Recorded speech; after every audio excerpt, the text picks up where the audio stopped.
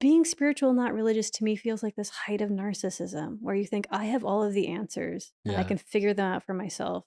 No one else knows anything.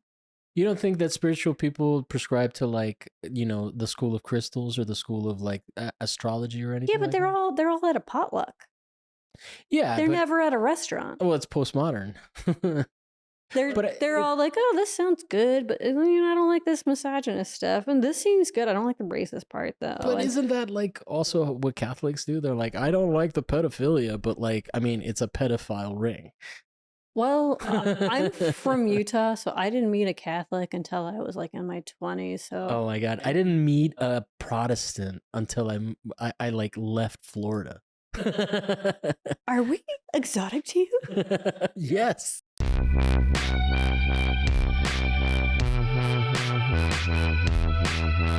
And it's Camilla Taylor, right? Yeah, you pronounced Okay. it correctly. Rhymes Alright. with vanilla. Vanilla. All right. Yeah, look at this complexion. Oh, I bet you get like weird ones, huh? Like people being making it fancy?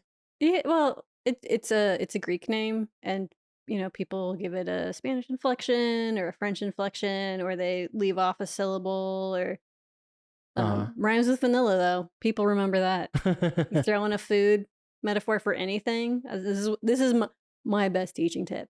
If you can make anything a food metaphor or a sex metaphor, they will remember it. Oh wow. Sex metaphor, that's probably really powerful too. Yeah. Yeah, All right. I have this phrase I tell students: seduce it off the plate. Not live slowly, seduce it off the plate. And they remember that. All right. Welcome to What's My Thesis. I'm your host, Javier Proenza. Every week, my guests and I share the answers we found to the questions we have. Join us as we explore and expand our worldview and ask what's my thesis. And today, my guest is Camilla Taylor. I don't know. I fucked it up. Like, I mean, Taylor's not hard. I fucked it up through hesitation. Like, there was like just a the weird third most common white person last name in the world. And I said it right. You got Camilla. You got Camilla. Okay. Camilla Taylor. Who rhymes with Vanilla Taylor? That's me. All right. Well, we are at your awesome studio, and I definitely have put a lot of effort into framing you with your kiln. And I just want to take a second to flex on everybody that is watching. Yeah, it does ceramic and glass. Oh, holy shit! Yeah, that's what I'm doing with what you called the chicken. Oh, really? Yeah.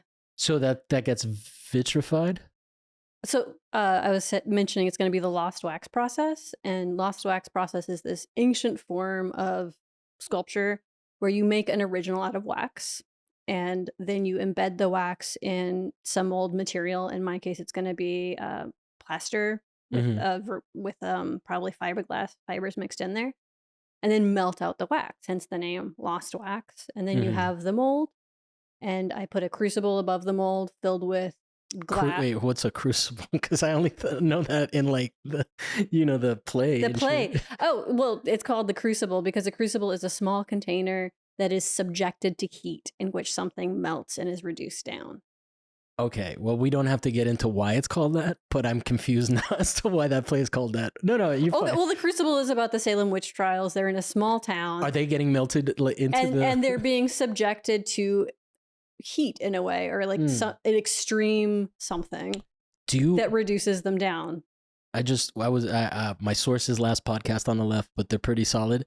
I love an LPOTL. Have you listened? Did you listen to the Salem witch trial stuff? Yeah. Oh, okay. Then I won't mansplain it to you. Yeah, please don't mansplain Salem. Don't mansplain witch. I just told you my one comedic bit is being a gingerbread witch. I've got the witches down. Yeah. Well, over there, I mean, in that, I after listening to that one, I didn't realize how much. I mean, I guess I knew because what's his name was in the movie, John Proctor or whatever. I haven't seen a movie. I've only read about the witch trials. I watched it in high school, and we were reading it, and I was like into it because it was like about the McCarthy trials and all of that, And so I was into it, and I was like really excited about it. And then these kids were just like shitting all over the movie, and I was all like moved when he was like, "Let me keep my name, let the man have my name." And these guys were just like, You can't enjoy anything in front of teenagers. I mean, I was a teenager too, but yeah, you're right. They just, yeah. Nothing is allowed to be enjoyed. Is that why you don't teach teenagers? Or Uh, do you? are we allowed to swear? Yeah. I hate fucking parents. I don't want to talk to parents. Yeah, yeah. That's why I don't teach teenagers. I used to coach soccer, so I feel you. Yeah, I like teenagers. I feel like whenever I'm a guest artist in a high school class or I work with teenagers, I feel like I am fine with teenagers who are into art and that we resonate fine with each other. Hmm. Because I just treat them like adults, and that's how everybody wants to be treated. Like they Yeah. are fully autonomous people. But I don't want to talk to parents, and Yeah, yeah. yeah. I mean, I think people understand what you mean by that. You don't necessarily have to break it down. Yeah, I used to coach year round, and like it's a results based industry, and it's really about what kind of athletes you have. So there's always going to be one team that has like a fucking superstar and just wrecks the shit out of everybody else, you know? Like and it's just like, and you have to explain that. And it was just I've never been more stressed out than the time I was doing that. And it was just because parents were always like emailing me fucking like just I've never been more second guessed in my life. When I got to my next job, I was like, wait, what? I want to have a one-to-one relationship with someone. Yeah. Where I'm helping you achieve the things that you want to achieve. Why is this tertiary party coming and involving themselves in this conversation? Now there's like I can't feel like I'm honest with you anymore because your parent talked to me. It's weird teaching colleges. This last school year, I have had parents try to talk to me, and it's illegal for me to talk to them. And it's wonderful to be able to tell them that it is literally illegal for me to give you any information. Nice. That's probably why so many people hate college. Like as a concept of corruption, you know? Those liberal agendas. Oh, like boomers. I loved college. I gotta say, I think I was in college for like 10 years. Yeah. Yeah. And I didn't even do an MFA. I don't think this is an achievement, but I got a 4.0 in my MFA, and there was a dean's list, and it was me for the whole college. It was like College of Fine Arts dean's list, Camilla Taylor. Wow. Next section. It was a Dean's Camilla. Wait, what's that was for your BFA? No, that was for for my your master's. MFA. Yeah, that was at Cal State Long Beach. Because what's the abbreviation for that? CSULB. It's too long. And you can't like jokingly say it phonetically like you can UCLA. Yeah, which UCLA. I love saying an UCLA and being corrected and telling them, no, I think it's pronounced UCLA. So it does seem like you like to. We were talking a little bit about academia as an abstract concept, but it sounds like you like to lean into the dumbness of. I love to troll with stupidity. I mean, to people that take themselves seriously. I don't enjoy painting because it has no rules. And I'm shots. It's fine. I think that I like rules. I like systems. I'm a printmaker and a sculptor because there are steps, and you need a plan going into it to be successful. You can't just like throw a sculpture together and throw it in the kiln. That's how you make a bomb. Oh.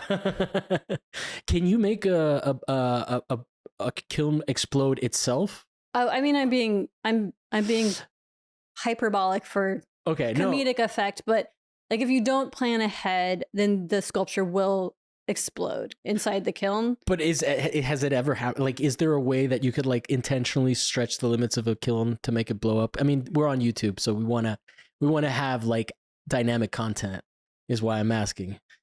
Could you blow it up, or are they built like strong enough? They're built really strong, and I suspect to get it hot enough to explode something that would get the force that would hurt the kiln itself, the kiln would fail before then. Oh, okay. But you can have something explode inside of the kiln very easily. Yeah, and like fuck up everyone's art. Yeah, high school ceramics class has that every single firing. Yeah. Where one person doesn't build well and it blows up because there are rules. Yeah. In sculpture to have a successful sculpture. And in painting, like you just throw some paint at the canvas, maybe the canvas is just nailed to the wall. It's not. Maybe it all runs together fine. That stresses me out to no end. I enjoy looking at paintings. There's a lot of painters. I enjoy their work, but the idea of making it, I'm feeling anxiety right now. To not go into something with a plan, to not know your steps. oh no, not for me. That's Yeah. why I love academia. I love knowing how to achieve something and then Yeah. achieve it. Mm. I feel like I'm very good at academia. I'm very good as a student. Oh no, yeah, I was a great student. Yeah. That's why I like dragged it out because it was getting paid for by the UN at the time, and I was Nice. like, I mean, what I should have done is just fucking graduated and gotten a degree, but I was a little depressed. So there were other mitigating factors. I mean, I probably do the same thing. Well, no, I mean, it was great. Like I would talk to people and they would be like, I can't wait to be in the real world, and I was like, what? So I totally relate to that. Yeah. So okay, so where did you go for BFA? Did you? At BFA, I went to University of Utah in Salt Lake City. Okay, so you didn't quite move out of Utah as soon as you could. No. So you do have some love for Utah? No, it was more, and Because Utah's fucking beautiful. First of all, my experience of Utah is tremendous. Utah is beautiful. It has its underlying reputation. I didn't grow up in Salt Lake. I grew up in Provo. That's the Provo Push. You don't know what the Provo Push is? I know it from the LP. Oh, that's not a thing. What? That's grinding? an urban legend. Well, for people that don't know, according to Henry Zabrowski, the Provo Push is just like when you grind, when you bump and grind because you have to be celibate. So it's what heavy petting is the other term, which is a great gross way. Frottage. Frottage. That sounds like you're making eggs. That's what they would say. Like, we've been hearing the youth are engaging in frottage. What does that mean? Frottage is, I believe, it's the French word for rubbing, and it's also like Max Ernst would do it to make art, where he would like put a piece of paper down and then he would rub over it with a crayon to get the texture of the thing underneath. But it's just like rubbing two things hard together. Okay, Frottage. I do see that you do seduce it with sex. Seduce it off the plate. Is that what it is? Oh yeah. Speaking of that, are you familiar with the Futurist Manifesto of, or the Manifesto of Futurist Cooking, or whatever, however it's phrased? I know those words individually. So Marinetti, I feel like his main artwork. So these are fascist artists. Yeah, I know the Futurists. Yeah, I'm fascinated by them. Yeah. They're so weird. They're so quaint and evil, but like naive. Yeah. That's I mean, like evil. Maybe they were. I don't think they were directly evil. I just think they were maybe like people on the motivated by fascism, but not necessarily beating people up on the streets. They were on the fringes of an idea, and I think they were conceptual artists. Yes, where they were just like, yes, this sounds like a good idea. I don't know. I know so many friends who are artists who are like, yeah, let's start a cult. This looks great. Let's buy this weird property in Oklahoma and let's all start a cult. And the futurists kind of feel the same. Oh yeah, because it was very utopian. Yeah, there was a lot of where it's a bunch of like weird utopian kids who think that this is a great idea, and then maybe 2 years into it they realize, oh no, maybe not so good.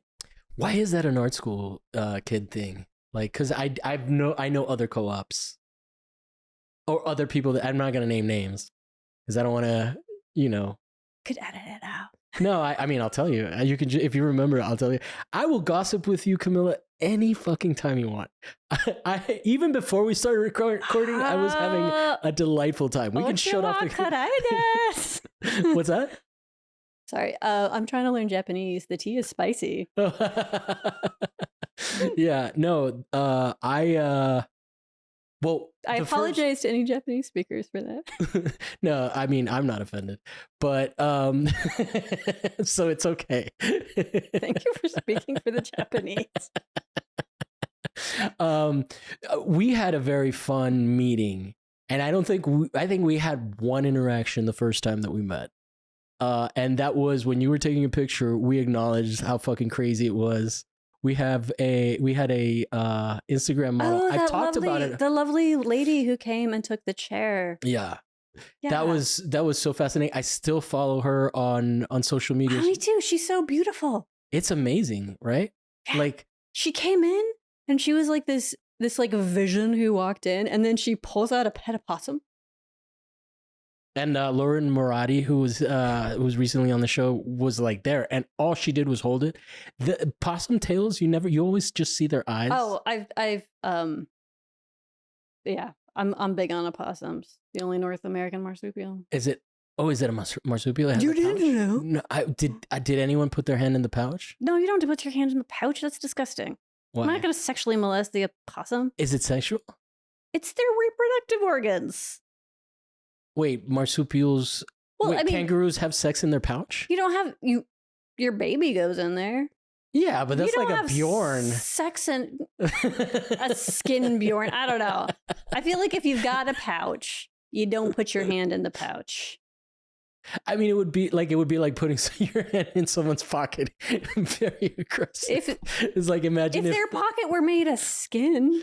Even more, okay, yeah, but even without it being made of skin, that's pretty intimate. So I get what you're saying. I'm just validating your point.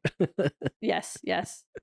Yeah, they have those incredible prehensile tails. Yeah.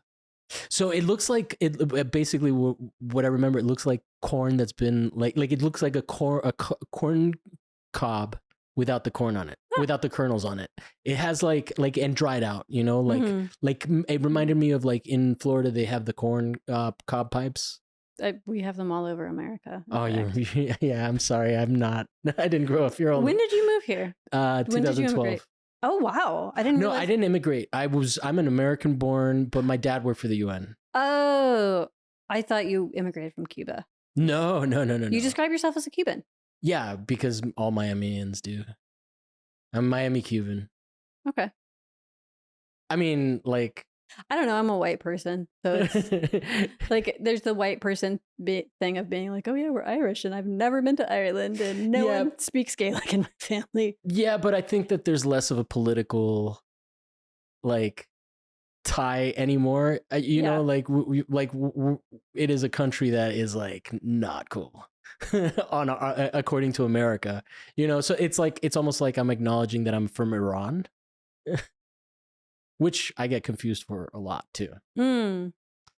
But yeah, that's I mean, I'm also first generation American, so it's not like. Oh, so your father immigrated? Yeah, my parents are refugees. Okay. I mean, like just. Okay, that makes much more sense. Yeah. Well, no, I mean, like I've never been to Cuba. Yeah, I think it's a lot harder. Yeah.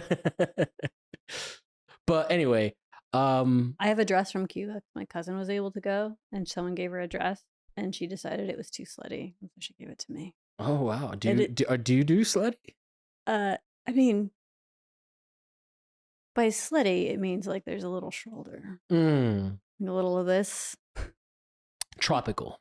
I wouldn't even it's too hot to wear in this weather.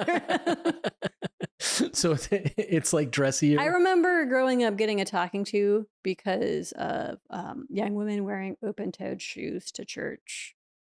What church? So I grew up Mormon, and then my mom kind of started her own religious community.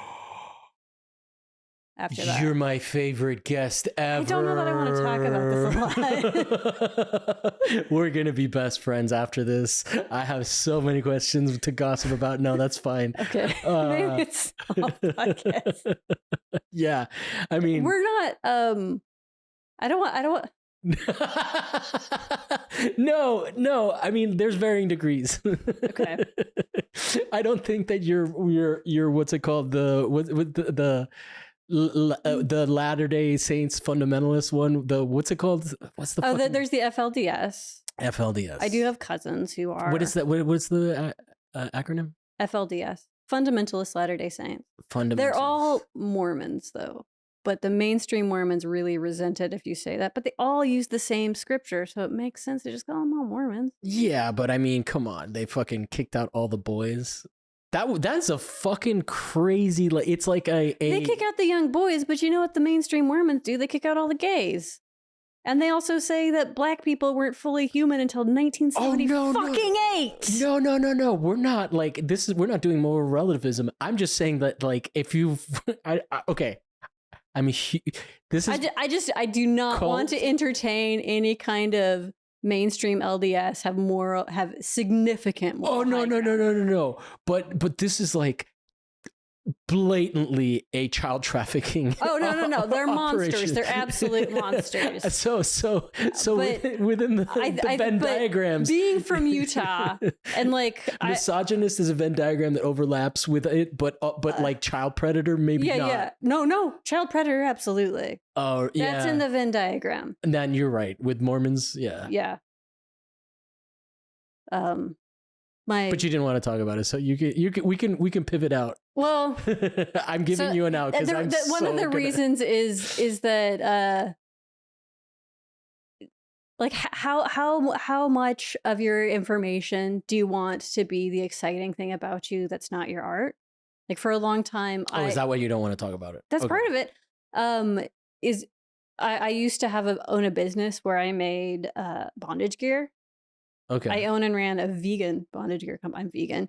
A vegan bondage gear company. And anytime I got interviewed, as soon as someone found that out, that was half the article. Like that was all anyone Am I doing that to you? I'm sorry. No. I am intentionally being sensitive about it, and you're not doing it to me. Because I would be fascinated too. I would want to know. Well, I listen to salacious podcasts about, like Heaven's Gate, and we just talked about last podcast on the left. Well, I mean, most of my knowledge comes from that, so it's like my POV. I mean, they're a good like 90% accurate, I think. So I think somewhat like you. I really enjoy true crime, but it's such a weird sphere to listen to because so much of it is exploitative. What, the true crime? Yeah. Yeah, but I mean, come on, dude. That shit is like that is the core of what it's always been since like fucking Jack the Ripper, Like, yeah, it but is it's always no. I'm not saying that it's different. Yeah. Because true crime is nowhere near new. We used to go and enjoy watching people being tortured to death as like a community building activity. This is like built into the DNA of being a human. But I don't think that. Okay, my interest in true crime it's a coping mechanism to understand how crazy everything else is, right? Like is it a coping mechanism? For me? Yeah. I mean, like I'm a pretty dark person. I can't like I need to have that itch scratched. And for me, okay, so for me the favorite, I tend to gravitate more towards the cult. Mm-hmm. Why? I find it really interesting as a check on my like ambitions to sort of restructure society and think that I know better. And it also, like, all of this to me helps me understand current events. Like if I know that they're like, I say this a lot, but we try to dehumanize people, not just that are marginalized, but like we dehumanize like Jeffrey Dahmer and all of that because it makes us uncomfortable to think. It makes us feel better that they're not like us. That they're not like us, but then they have the capacity. And then when we don't acknowledge that, we don't acknowledge the people that aren't murderers, that are like CEOs and shit like that. Like, I don't think that, what's his name? Bill Gates is a good human being. I think he's got a great PR. And he spends like it's documented, more than 200 million on. And what percentage is that actually of his? Nothing. It's nothing. And that's how little it costs him to fucking. And it's just all PR. And I'm glad that money is going there, but it's all just cover, right? Wait, you're glad what? I'm glad that he's giving money towards those causes. No. The money that he's giving. Wait, hold on. I'm talking about the money that he gives to like news organizations. Like, he gives like 230 million for sure to like different news agencies, and he has journalist training centers. So like it's a fucking, like, he used to get pied in the face. Mm-hmm. Like walking down the street, because like back in the 90s he was a fucking villain until Melinda was like, we gotta. Until the foundation. Yeah, and she's the one who started it. Yeah, and he owns like most of the fucking farmland. Yeah, okay. Anyway, it doesn't have to be it doesn't have to be last podcast of the last episode. Drug patents. But farmland, and like now the thing that's crazy is like it feels like they're using ecological like talking points to sort of push farmers out of business and take over the fucking food supply, which is like or you know, monopolize the food supply, which is terrifying. He's like, because you know, I don't want Tyson to do it. You know, Tyson's Chicken or anybody. Yeah. Sorry, you can say stuff. Oh, I don't even remember where I was going with true crime. It's exploitative, but then I enjoy it, and so I try to keep myself in check. And I always think like, if I or someone I love were on this podcast, how would I feel about it? Would I be very upset, or would I be okay? And that's sort of my rubric for, is this okay to listen to? Well, do you think that I definitely agree with you, and I think that there's really like, I don't mind saying this. You can reserve your judgment. Sword and Scale. What's that? Oh, Sword and Scale. Fuck them. No. I think that My Favorite Murder is really problematic. No good. No good. But like, and it's two white girls talking about how bad men are, and it borders into like minority and like cop glorification. It does, but then for me, it's mostly just if you're going to make money off of this, do a bare minimum of research. Learn how to pronounce their names correctly. Yeah, it's not hard. Yeah, you look up a name, how to pronounce it correctly, and just do that. But I want to humor the. I mean, like this is the first time I have someone else that listens to the same shit that I listen to and has it's a similar. It's bizarre because it's like one of the most popular. I know, but genres. No, but nobody's really that interested. Like in the art world, I find very few people that are into it. So I want to hear the exploitative, because I dismissed it as offhand as because I like it. So I want to hear, and I gave you why I think it's not. My consumption is legit, but I want to hear your. I mean, I kind of brought it up in respect to, like, I don't want to just talk about the sort of exciting and salacious things in my history, because I feel like it distracts from what I want to talk about, which is not the things that were out of my control. And then in the end, that's what true crime is usually about. We are telling someone's story, but we are only telling the parts of their story that were out of their control. Yeah. No one decides to be murdered. Yeah. I watched the Son of Sam one recently, and we can pivot to your topic, because if you have a topic, we can do your topic. Do you have a topic? I just decided to have a conversation. I thought about some things, but I didn't. I mean, if we let it go, it will just be true crime. That is true. So you can just pivot, because I will like just keep asking questions about this. But I do we should talk about true crime off podcast. Like next time we meet up, we should just be like, okay, cool, yeah. Let's talk some murder. There's an opening on the 17th. We'll do it then at the Bendix building. You don't have. I'm going to the 10th. I don't know about the 17th yet. Okay, cool. Anyway, this is the most entertaining part where we figure out our hangout schedule of the podcast. Los Angeles activities. Oh my God, it's so funny. I've just had to. Is it in Los Feliz? Or are we going to Santa Monica? Do you take the 10 there? Yeah, you take the 10 to the 405 to the 101, and then you just make a circle and then go back down on the I-5. I just learned how to drive 5 years ago, so I'm going to be honest with you. Wait, why? You haven't been here? Because of how I grew up. Oh, okay. No, I had a lot of anxiety from the age of when you learn how to drive, and then I just never got over it. And so when we moved to Los Angeles, I biked everywhere. I walked everywhere. I took public transportation, and people say, no one takes public transit in Los Angeles, and that is a goddamn lie. The buses and trains were always packed,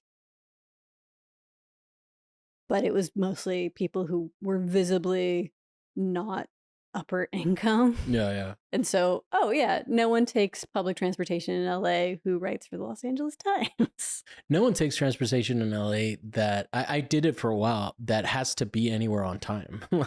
Oh, so true. I had a car accident and I was without a car. I mean, I had the money to buy a car, but it was like right around COVID. So I was like, and then I needed a car because I got back to work. But yeah, when I was taking, it'd take 2 hours to just get like what is usually like 20 minutes away. So The train I felt like was pretty if it's on time, but the buses are a nightmare here. Yeah. They're terrible. if you can get away with just taking trains, you're fucking solid, because Yeah. they do despite the left leaning attitude out here, the trains run on time. The trains absolutely run on time. So I got hired. I was saying earlier before we started recording that I haven't applied for a job in like 15 years. And my first teaching job, I was invited to teach a contemporary art class.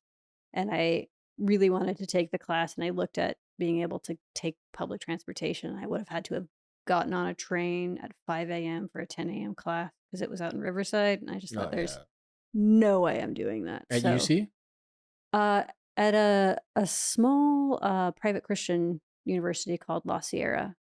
Okay. And so I learned how to drive. I took a driving course just so I could teach this class. Wow. And now people complain when they visit about driving in Los Angeles, and that's the only place I really know how to drive. So it just seems like this is how you drive. Jesus Christ, man. Driving out here is the only thing that's saving me right now. It's fine.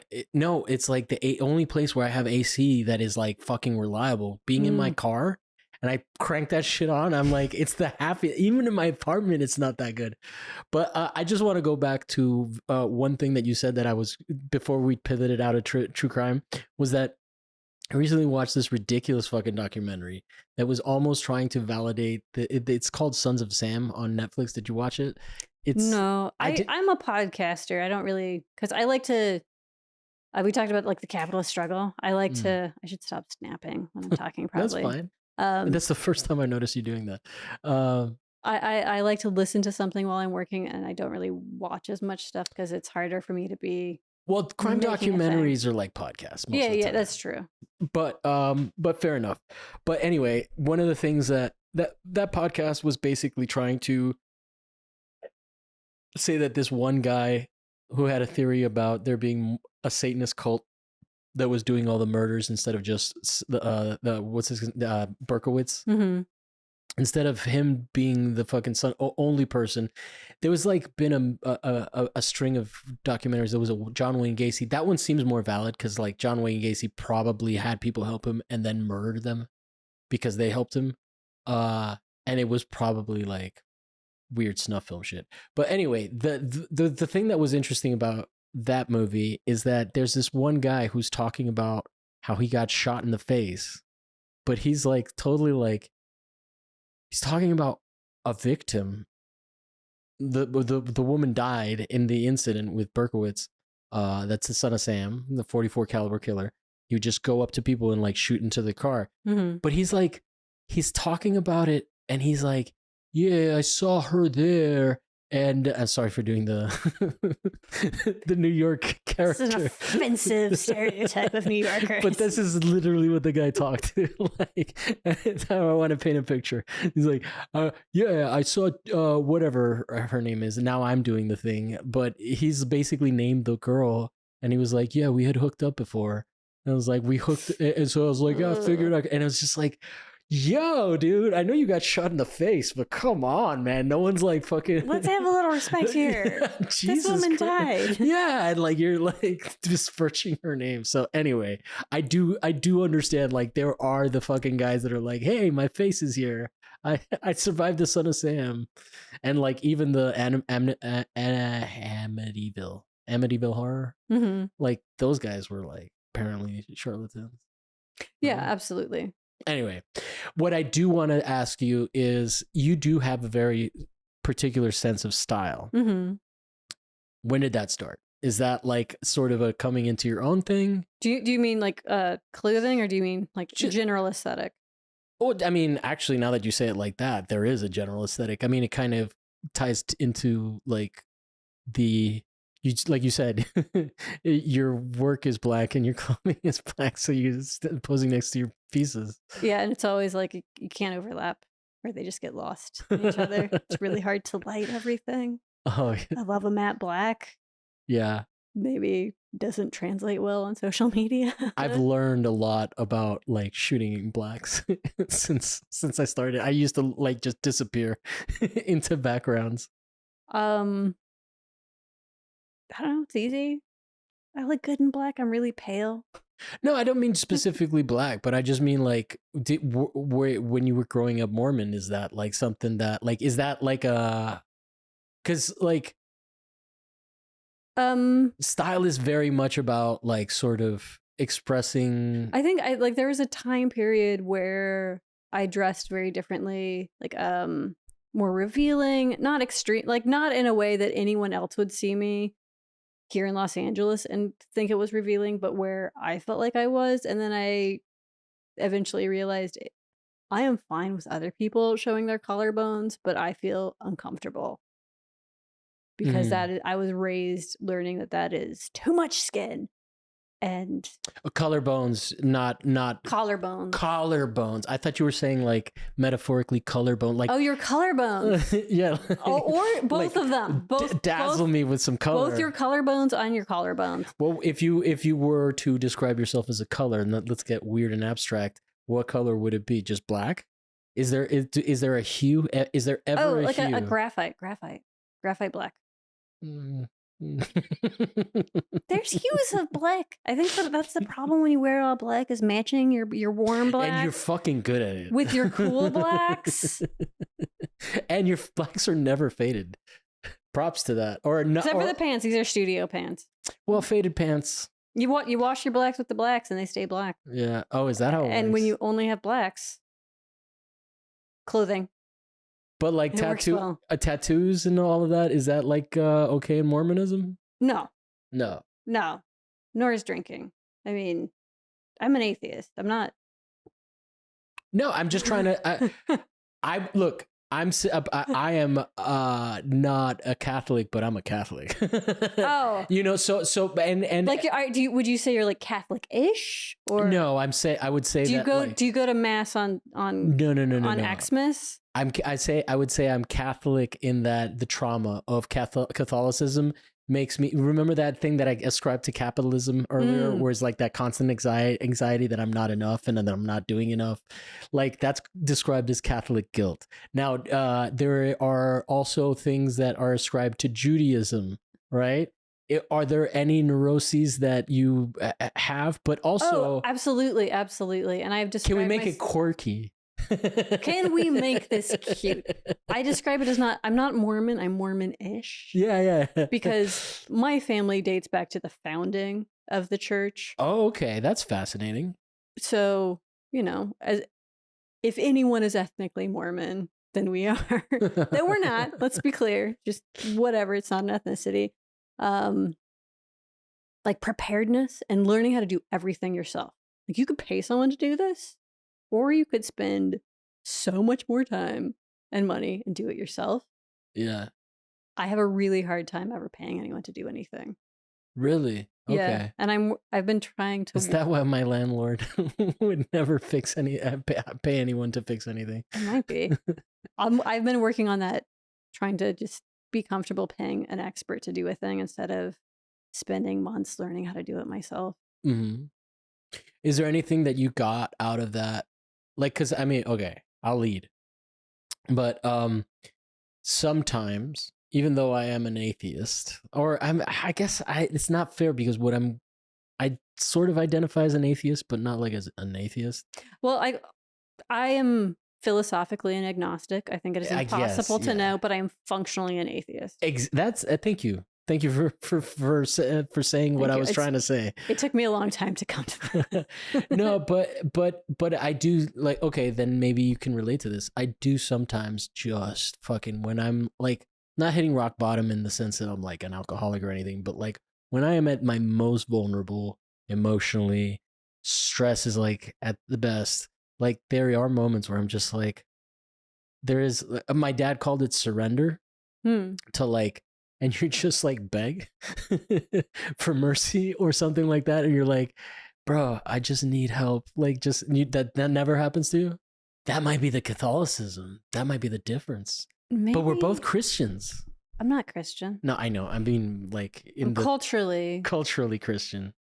I was never a believer.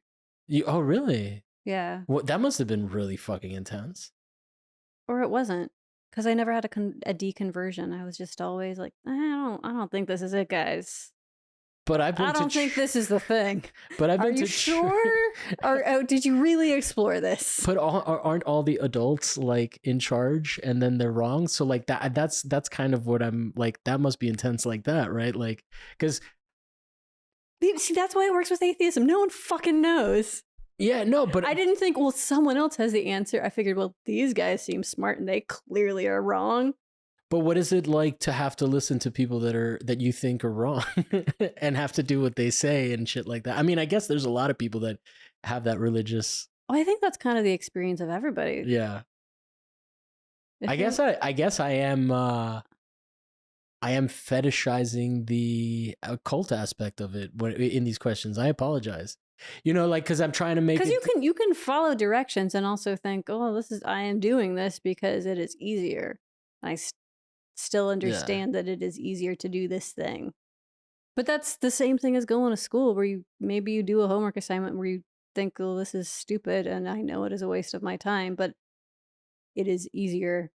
Do you think that you developed your critical thought before you went to art school? Because a lot of people attribute art school to their critical thinking education. Do you think that maybe you were... I've never thought of art school that way.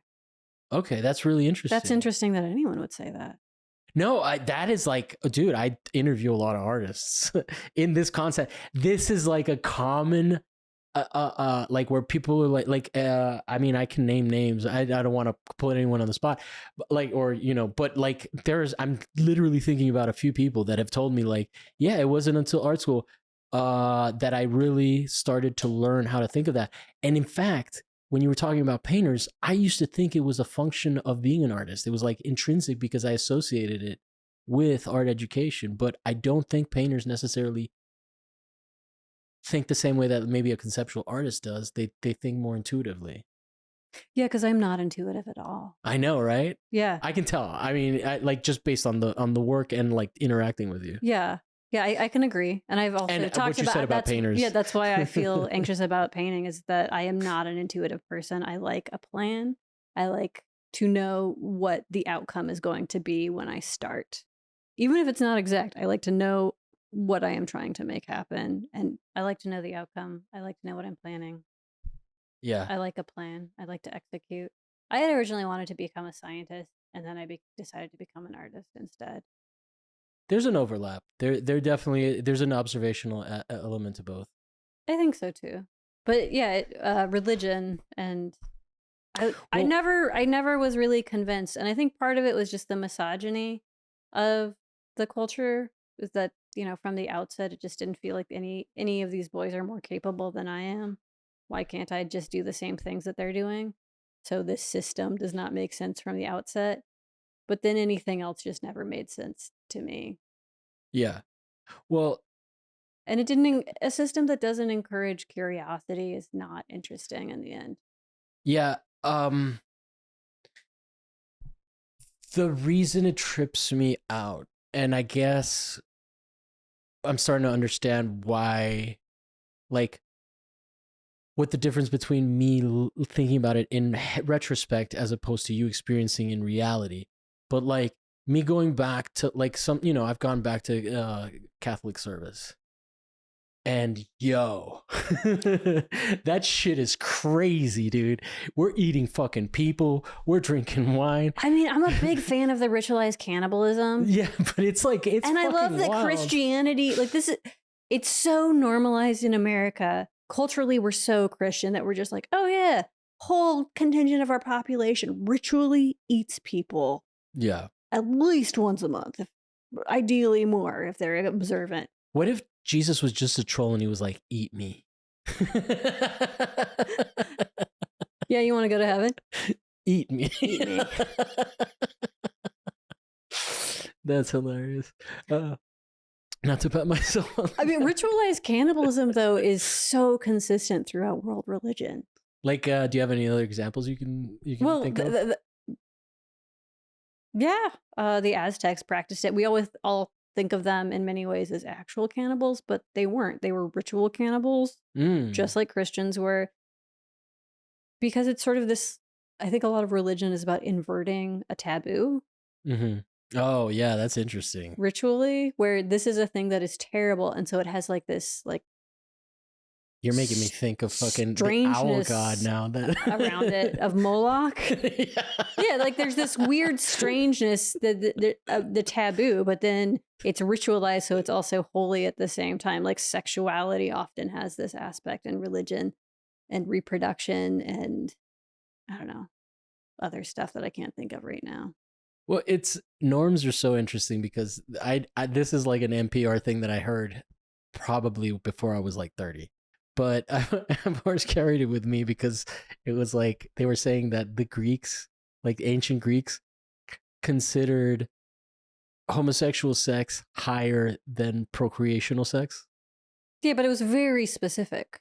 Oh, is that factual? Yeah. Okay, so then explain that. Uh, Expand on that, because that's all I know. so it was, to my knowledge, it was never actual penetrative sex. Oh, so it's It was like, where like you would have intercourse with a young man's thighs, but never his butthole, oh, okay, because actually having sex anally was frowned it was upon. messy, and there wasn't lube. Yeah. And like you could fucking Oh, kill they had someone. olive oil. Can you use olive oil as a lube? I thought you could. Anyway, I but don't. but it was this like very sort of prescribed relationship that was also about being a mentor and a mentee at the same time. So like grooming, it's Yeah, contemporary grooming. Sure. Yeah, absolutely. If we're talking But about like it norms. wasn't as often between. I'm not an expert, so like people of the same age and same social standing. It was like Wow. a student who was like late teens, early adulthood, and you know a mentor figure. Wow. I feel like you just gave me a grasp on what it's like to be a woman for the first time by like trying to like conceptualize being caught in that like sort of expectation of being in that kind of relationship and that being like That is really like the idealized relationship in a lot of. no, I mean, yeah. And just like the lack, it made me feel viscerally the lack of autonomy Mhm. that these men had, or that these young men had. Like that shit is fucking crazy. Uh and then But we really idealize that continuously in so much of our romantic media, that oh one yeah. figure has a lack of autonomy, and like the extreme examples of that are where they have like basically no autonomy, like 50 Shades of Grey Yeah. and the Twilight series. But then any romantic comedy, the female protagonist always has to be humiliated beforehand. We have to see her. That's funny because I just watched a Sandra Bullock movie and she She's always humiliated in some extreme way. She can never just be like, I I've think got everything together, and also I'm to be interested fair, in you. I think that she is following a comedic tradition of like a slapsticky thing, which I do respect that there is a woman that does that because I was watching the movie and I was like, fuck, man, my sister was right. Like, there is something to her because she did fucking Speed and then she just did comedies like Miss Oh, Congeniality. the movie. Okay. Oh, wait, what were you talking about? You said Speed. Oh, she did Speed. That's where my brain went. I'm sorry. No, she's doing fine. She's like Seems like I haven't heard anything. Yeah. I don't want to start this rumor. Sandra Bullock did Speed Oh, we can turn this into a gossip show for sure. more than once. I hear. Yeah, There's a she did. second She did 10 it we like know for on tape. 2 movies. So yeah, she did it twice at least. But I think this is one reason why I don't enjoy most horror, is that it's so tropey. There's this Really? formula that reifies societal standards the way that romantic comedy does, because romantic comedy so often is about like reinforcing this patriarchal norms where the woman has to lose power before she can find her romantic partner. And But it's usually someone who is initially loathsome to her. But then That's true. That actually that applies to this movie. That applies to this movie. It's called The Lost City. It's basically a retread of Romancing the Stone. Yeah. Do you like Romancing the Stone? I remember Romancing the Stone and enjoying it when I saw it when did it come out? Yeah. Like in the early 90s when I was, whatever. El tenedor del diablo. El burrito. There's anybody who's seen that is gonna know what I'm talking about. Anyway, I've never seen a movie that have so many fucking alligators or crocodiles. Like that was all the yeah. budget went towards reptiles. That We movie, need more reptiles in There's, this like, shot. fucking guys that lose hands and shit. But someone grabs spoilers. Someone grabs a jewel and an alligator bites it out of it. Like the jewel of the Nile, I think, is that one. That's one thing we know about alligators is they're very protective of precious stuff. Yes, no, and they are hungry for them. Mm-hmm. They like them wrapped in They're hands. basically dragons. Dragons. Dragons? I like how you say dragons. I started saying it that way in a jokey way, and like, how when you say a thing in a jokey way and you can't stop. No, I just want to make sure that I said it like that with a question mark because I just wasn't sure what we were talking about. Yeah, dragons. The school So mascot. horror so much is also tropey, where it's continuing to reinforce societal standards as opposed to subverting them. Where But they're don't like you the feel pretty virgin always is the survivor, Oh, okay. Did you? I mean, and it punishes sexual activity. yeah, that's and true. and the villains are always societal outsiders. Did you watch the most recent Texas Chainsaw? Well, you don't like horror, so if you probably wouldn't have. No, I enjoy like a pretentious horror. No, it is Like- kind of pretentious. Like a Midsommar, a Shadow of the Vampire. I love that. No, I think this might fall into that category. The hero is not necessarily virginal. She's more of like she's a well, okay, never mind. It's maybe not so feminist. She is a high school shooting survivor, and then she's like the. So she's she goes- humiliated. That's also part of it. She has to be humiliated beforehand. So we're not like, oh, maybe she needs to be taken down a peg. Oh, she's taken down a peg. Great. Okay, now she can survive. Now I Anyway, won't resent her for being able to still live at the end of this. I see your argument, and you've made me rethink that. But that movie is like kind of promoted as like groundbreaking and like feminist. So it's interesting, but I don't think you're wrong. I'm not. I'm just telling you how people see it. In fact, when I started to tell you about it, I realized like, oh yeah, no, she's been traumatized. It's like those movies are so much about trauma. It's pretty crazy. Yeah. I mean, I haven't made a study of it.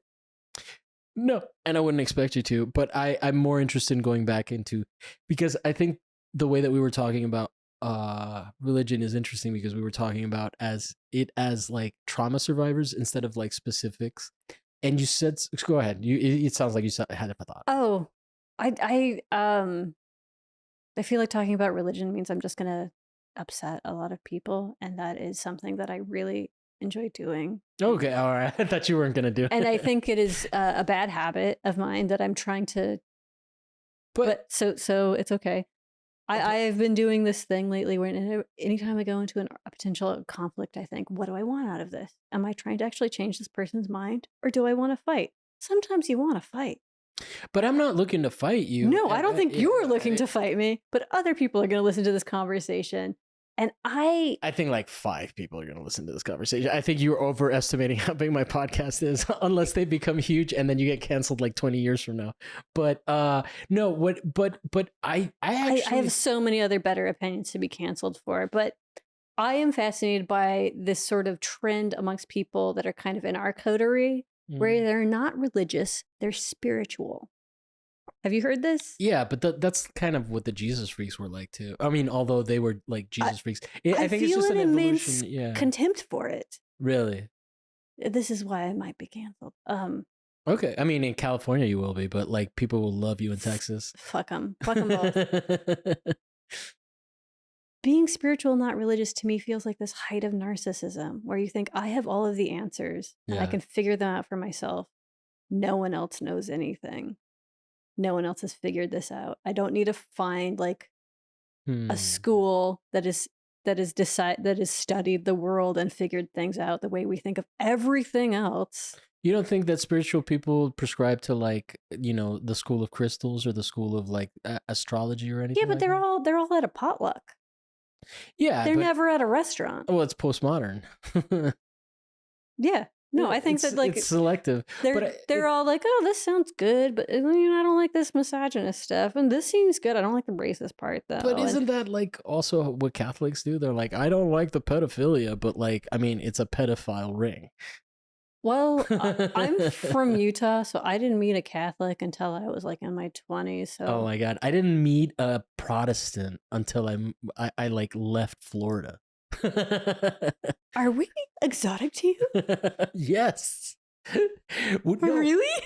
Dude, to me, the way that Catholics are seen. So exciting. No, seriously. Look, to me, the way that Catholics are seen, we are seen as like whatever. I know, like the KKK wouldn't allow Catholics in for a long time. Dude, the fact that the JFK was a fucking Catholic and it was a big deal is insane to me.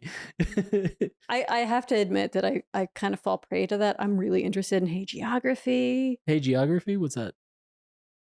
It's the study of saints, my friend. Hagiography.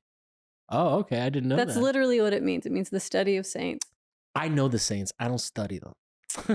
No, I don't. There you go. Yeah, see, I don't know the saints. No, well, for me, the saints are like San Lázaro, like all that fucking Santeria shit. And when I say I grew up, I get where you also were confused about it because I grew up in Miami, which is like fucking Cuba, bro. Mm-hmm. Bro. Bro. That just sounds like an Angelino too, though. No, Angelino's bra. You gotta respect the subtleties. There are cultural differences in the way that people say bro. That's deep. Anyway, so that's what I'm interested. Like to me, all of our religions are like make us circus freaks. Right? Like I'm a freak to you. No, you're not a freak to me. I mean, no, like, okay, now I feel bad that I framed it that way. But like the curiosity, you know what? I'll put it like this. Lauren Marotti, who I did an episode with recently, she's the artist that was at she showed at Monte Vista. And so she was talking about the domestic in this idea of it being like when you go to someone's house, you don't know what's upstairs if you don't go up there.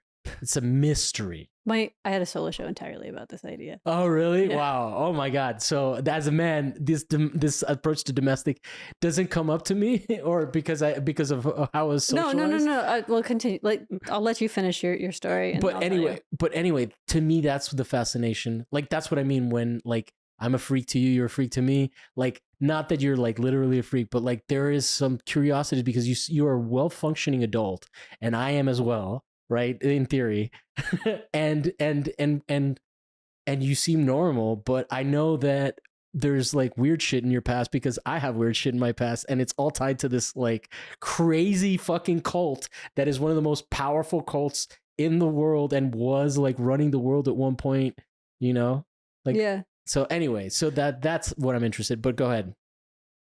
About your so I had I had a solo exhibit at Track 16 Gallery, also in the Bendix. Oh, okay. Los Angeles Talk. Is that how you and Deborah know each other? Yeah, actually, Deborah's already showing with Track 16, and I don't really experience a lot of social anxiety, so I came into her show, and then I was just like, all right, we're gonna be friends. Yeah. And she was already, I think, represented by them. And I think that's how she became my friend. She did that. She pulled that move on me. She's good at that. That's how she does it. Yeah, that's how she makes friends. Do you think she and I look alike? No. Someone asked if we were sisters the other day. You're white. That's what I thought. I thought, oh, this is like all 40-year-old white women look the same kind of a thing. You're like white from like obscure white. Topia. She's from Missouri. Yeah, like middle America. We're wasps. Yeah. We're wasps. I think that was it. I think that was what the person saw. To be fair. You're white from the parts of America where I'm not white. Where people are like, oh my God, your name is Javier. Where I experienced the scene in Get Out I mean, this is true about Utah, probably. No, like I'm like in LA, everybody's like policing me. Is like, you're white, you're white. I'm like, yeah, let's go to your town, bro. Yeah. So I had this exhibit, and it was about the idea of deception. It was Mhm. sort of my premise. But through this exploration that we are all deceivers in Mhm. some degree. And I use the metaphor of the house as the map of the mind, where the ground floor is the space that we are performing to the public. Yes. And then the second story is the space that is the things that we sort of reserve for our intimates. And the attic is the things that maybe we don't even talk about to ourselves Yeah. consciously. And so I had made, a lot of sculptures and prints around this kind of idea of the two-story house with an attic that was like the Victorian slash Civil War era standard for every house in America. Mm-hmm. Wait, there was a were these prefab houses? Because Just like that's how I mean, Civil War and Victorian are at the same time. Okay. But we say Victorian, but she wasn't our queen. Yeah. So it's more like, let's place this. I'm an American. I grew up here. I was born here.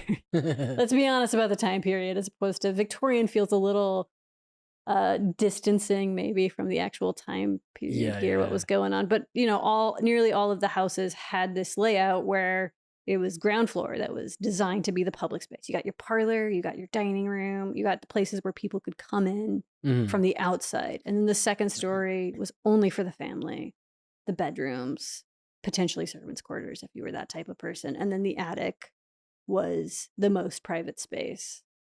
And so thinking of that as the mapping of the mind at the same time as, yeah. And then how we kind of hide things from ourselves. And oh yeah. Yeah. I got some deep closets. Yeah. I made this sculpture that was a dodecahedron, which is a 12-sided shape where each panel was a house. Uh-huh. And it was supposed to be a portrait of a person where each house is an iteration of your personality, because I don't think there is any such thing as a true self. That's an interesting statement, but yeah, I can get behind that. There is only the performance, the different iterations that you have given the prompts. Because to think that there is a true self is like this sort of the Platonic ideal, that there is something that is outside, that is perfect, that everything refers to, as opposed to the reality, at least to someone, again, who is an atheist. I don't think there's a before. I don't think there's a spirit. I think there's only the creations that you make in reaction to the materials you have and the situation you're in. Mm. Well, yeah, it would, like a true self would imply a constant self, which is like hard to quantify even. And that's kind of, we were talking about just the idea of being comfortable, like watching yourself in your own recordings, right? And how I've become comfortable with this, I choose not to even try. Yeah, no, and that I mean, obviously, it might, for someone who doesn't try to do it weekly, I can totally understand. But at the same time, I'm a teacher. I'm teaching 7 classes this school year, so I feel like I'm performing constantly. No, I know. And I don't care to find out if I'm doing a good job. No, I know, but you're doing it constantly, but you're not doing it to an audience that like, or you, like, to some degree, I have to edit to make it consumable. Or you get to edit. Or I get to, but also, like, if I want to retain listeners, because I used to just put the show out without editing it. Oh, like, no. I'm a wild boy. I say shit, but no, like, seriously, it is I think there might be a Catholic slant to why I do that, though, because there is an intrinsic understanding that I will be forgiven my sins. I've never thought of that. That's fucked up.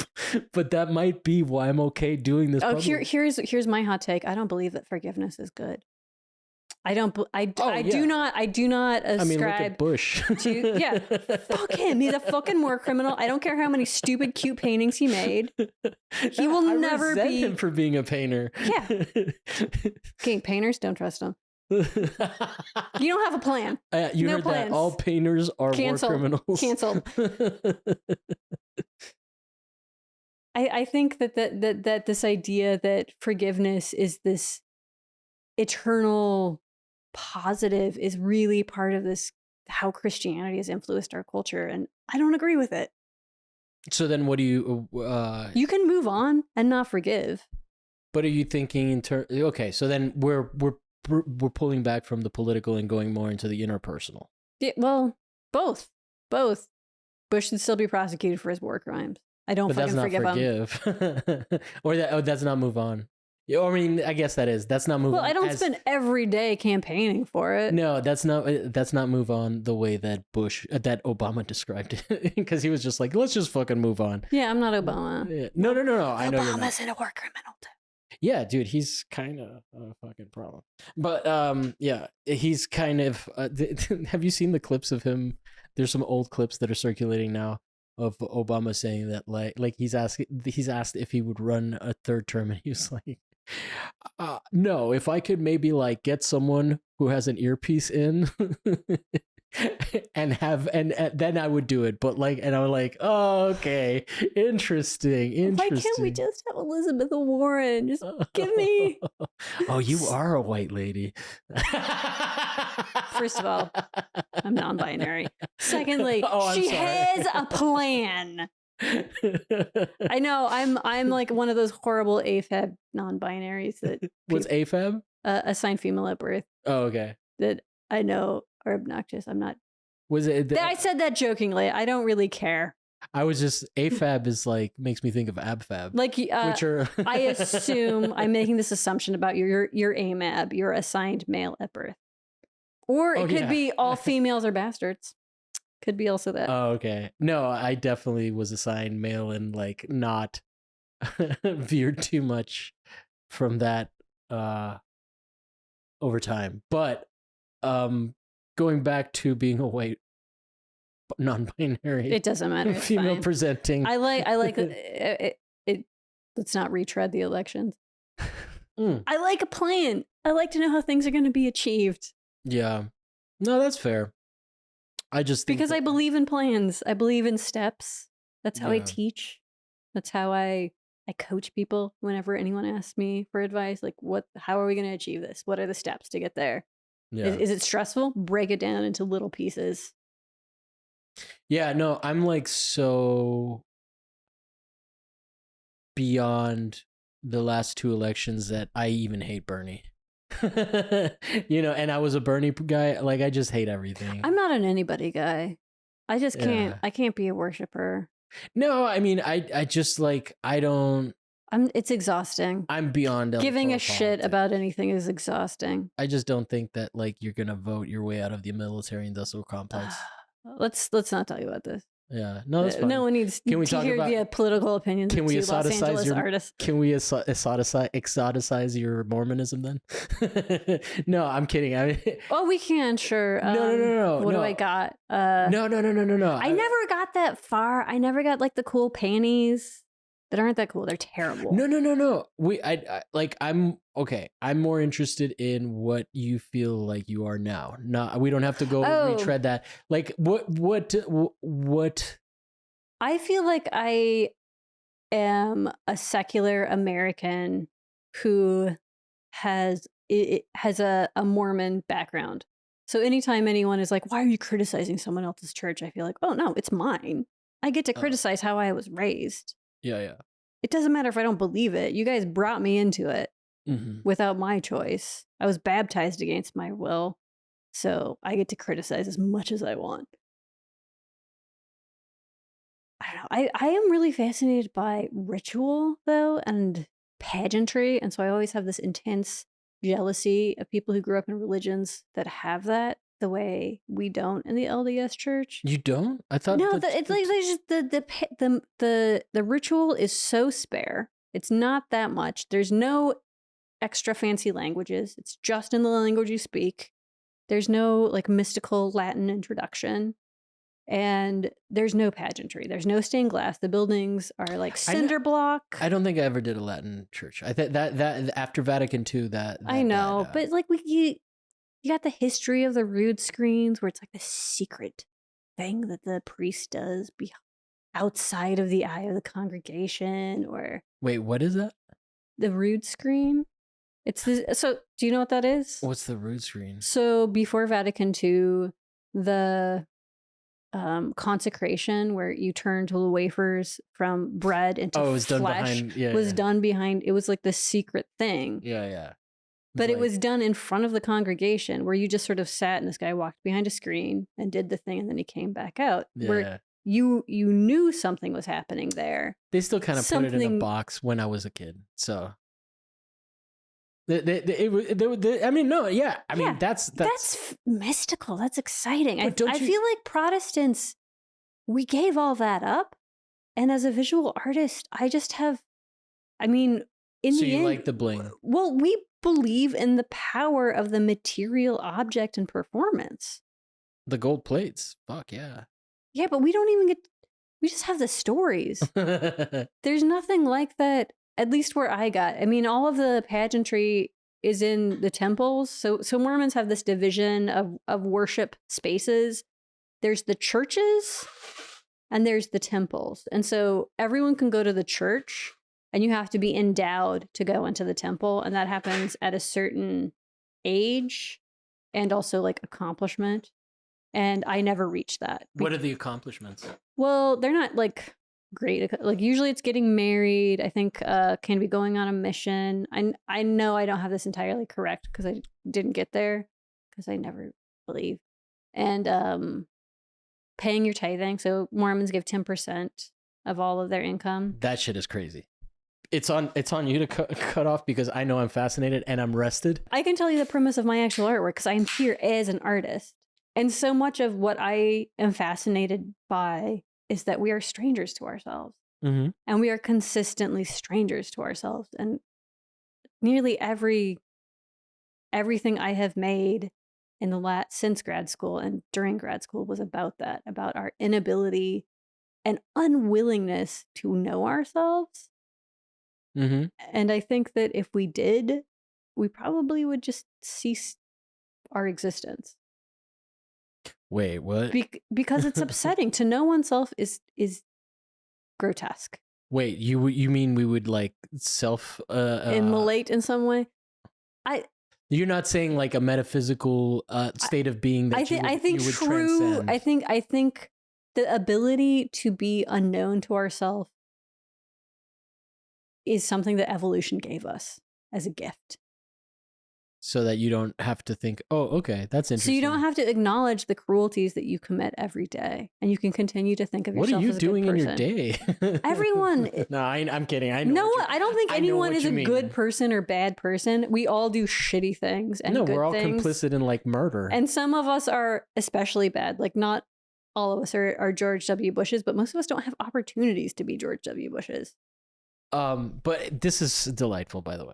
As I anticipated, just from our brief interactions, like I like thoughtful people, and I do think that like religion is a really interesting authoritarian thing that your parents hand down to you because it is above them, right? Like it's like, and then to break from that or to have, you know, like I'm gonna be crass, but there's I don't know. I know that in Mormonism this doesn't exist, but the poop hole loophole. It's not a thing. That's an urban legend. No, in Catholicism it's real. I can't tell you how often that fucking happens. I think that's just true because Catholicism has been around for a lot longer. Yeah. And there's more of you. No, But I don't think Catholicism is a cult because there are levels to be a Catholic. Like you can go to mass like twice a year and you're still a good Catholic. yeah, but You can't do that with Mormonism. yeah, but I think that I'm not. I think that Mormonism is definitely a lot more fresh and controlling. I think that It's the fresh new kid on the block. well, I mean, you're not on your second Vatican. They kind of are. Well, I mean, they've done it. They were like, okay, guys, They do it by black people revelation. are people. We finally decided to let you know this. Yeah. It's the late 70s. We're Well, catching on. I mean, it is also interesting going over there. Like, this is my experience of visiting Utah because it is fucking amazing. It is God's country, dude. There's no such thing as God's country. No, there is. I get it. I'm an atheist too. There is the country. It is beautiful. It is so beautiful. But then you have to talk to people after you go on that wonderful hike, or camping trip, and interact with them, or have a job there. I went 6 miles into like the wilderness. It was a Zion National Park. It was the Arches Park because Narrows was closed. So we were. So you pronounce it like a Catholic. Zion. Zion. How do you say it? Zion. Zion. Yeah. Yeah, that's very American. Very Mormon. The same difference. It's an American religion, but it's funny how you can spot the out of towners because they're like Zion. I'm Zion. Yeah. And well, it sounds hilarious to me because I never heard that until Bob Marley, which is how I say it. Zion. Zion. Yeah, that's hilarious. But okay, so I definitely think it's interesting that we are two people that have gone through this like crazy programming, rebelled against it, and we actually have like a lot of similar outlooks and opinions and stuff like that.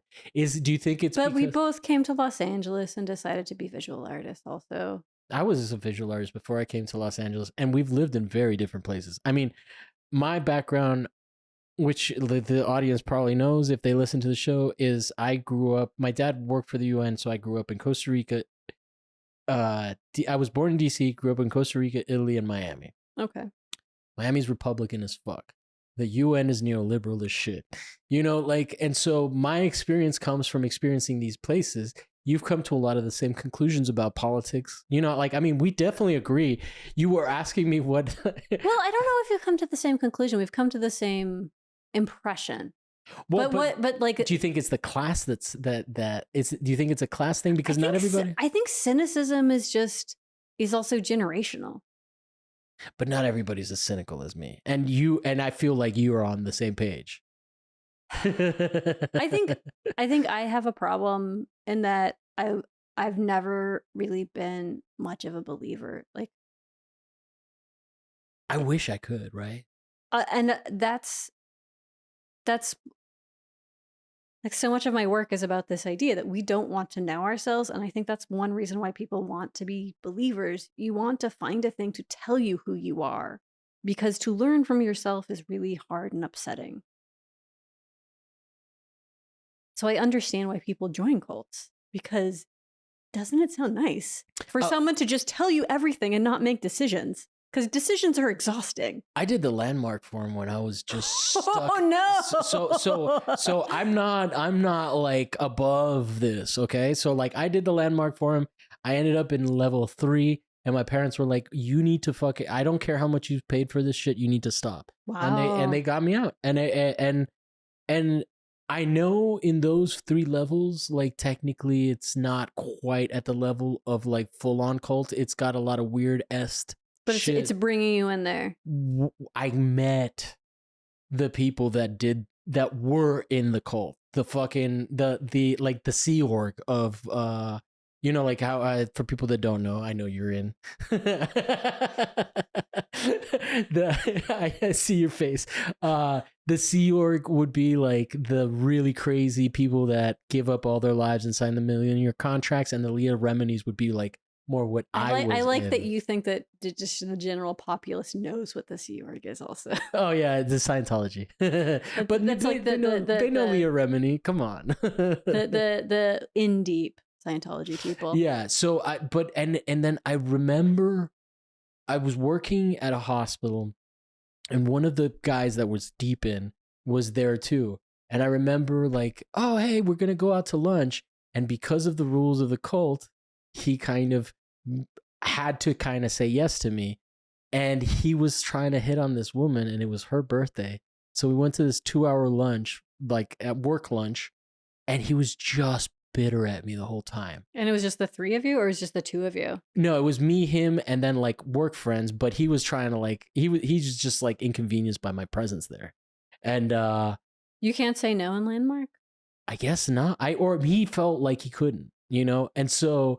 And then that's when I realized, like, oh, like all this is bullshit because this guy's still fucked up, or you know, like, or not that he's fucked up, but like I saw the humanity in him, and that like he didn't have all the answers. You get what I'm saying? Like, and that he felt obligated. It was the obligation that was real a turnoff. Like he didn't want me there, but he felt obligated because of this non-work related thing. Yeah, and he was miserable the whole time. I'm a bit of a hypocrite because I'm a big Star Trek fan, and I believe in an optimism that like we can all continue to try to help each other and do better. But at the same time, I'm so skeptical of all of these new religious movements where the whole premise is essentially self-help. Yeah. Right? Where like that's your only interest is helping yourself and making you better, not the Are world. you talking about like The Secret or all of them, like Landmark? Yeah.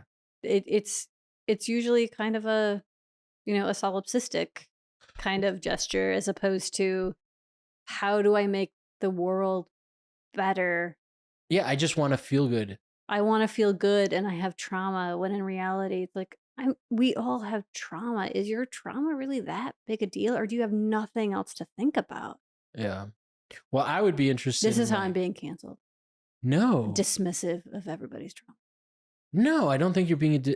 You're talking about a thing that exploited my trauma, and I'm being joking because I don't think cancel culture is a real thing. I think it's just like people receiving criticism. Yeah, and being upset about it. No, but what you're talking about like makes me think about like in fact I don't really revisit that because there is a little bit of shame involved. You know, like I was fucking not doing well. I was at I was working at a hospital, and I was like, is this it as an artist? Like I was like, what the fuck does life mean? And then I would sit there and I would watch people celebrate their 15th anniversary working for the company. I was like, holy shit, in this fucking office, you've been in this office for 15 years. And that blew my mind. And so for me, doing that, like I my friend who's like, we're not going to get into him because I just don't want to get in trouble. He got into it, and then I went to his graduation, and then I got hooked into it. I did the 3 classes. So it's fucked up, man. I mean, like when my interest in cults comes, like that's why I can't relate to serial killers. To me, that's just more of an education in how fucked up people can be. I don't relate to rapists and those stories, but when I hear about people getting, like when I hear about Jonestown, and I hear about those people being murdered because they just ended up in fucking New Guinea. That's where they were, right? Yeah, and they couldn't get out. And they couldn't get out. They were, but the thing is, I don't know. I don't want to Camilla explain Jonestown. A lot of those, like, it started out really good. Yeah, I know. I mean, we've listened to the same podcast like, about that shit.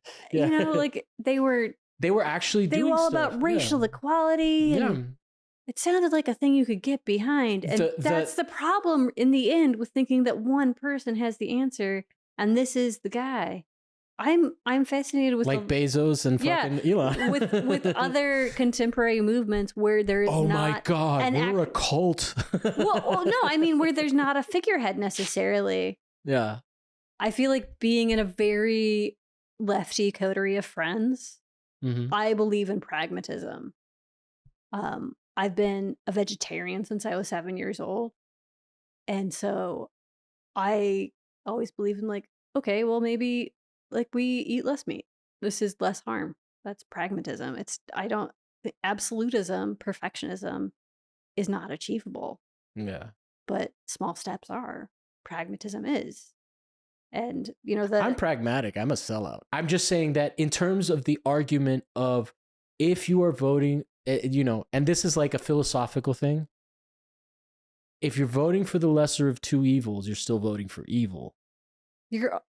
Every human being is evil. You're always voting for evil. Yeah, but if you were voting for a candidate, but some are cool evil.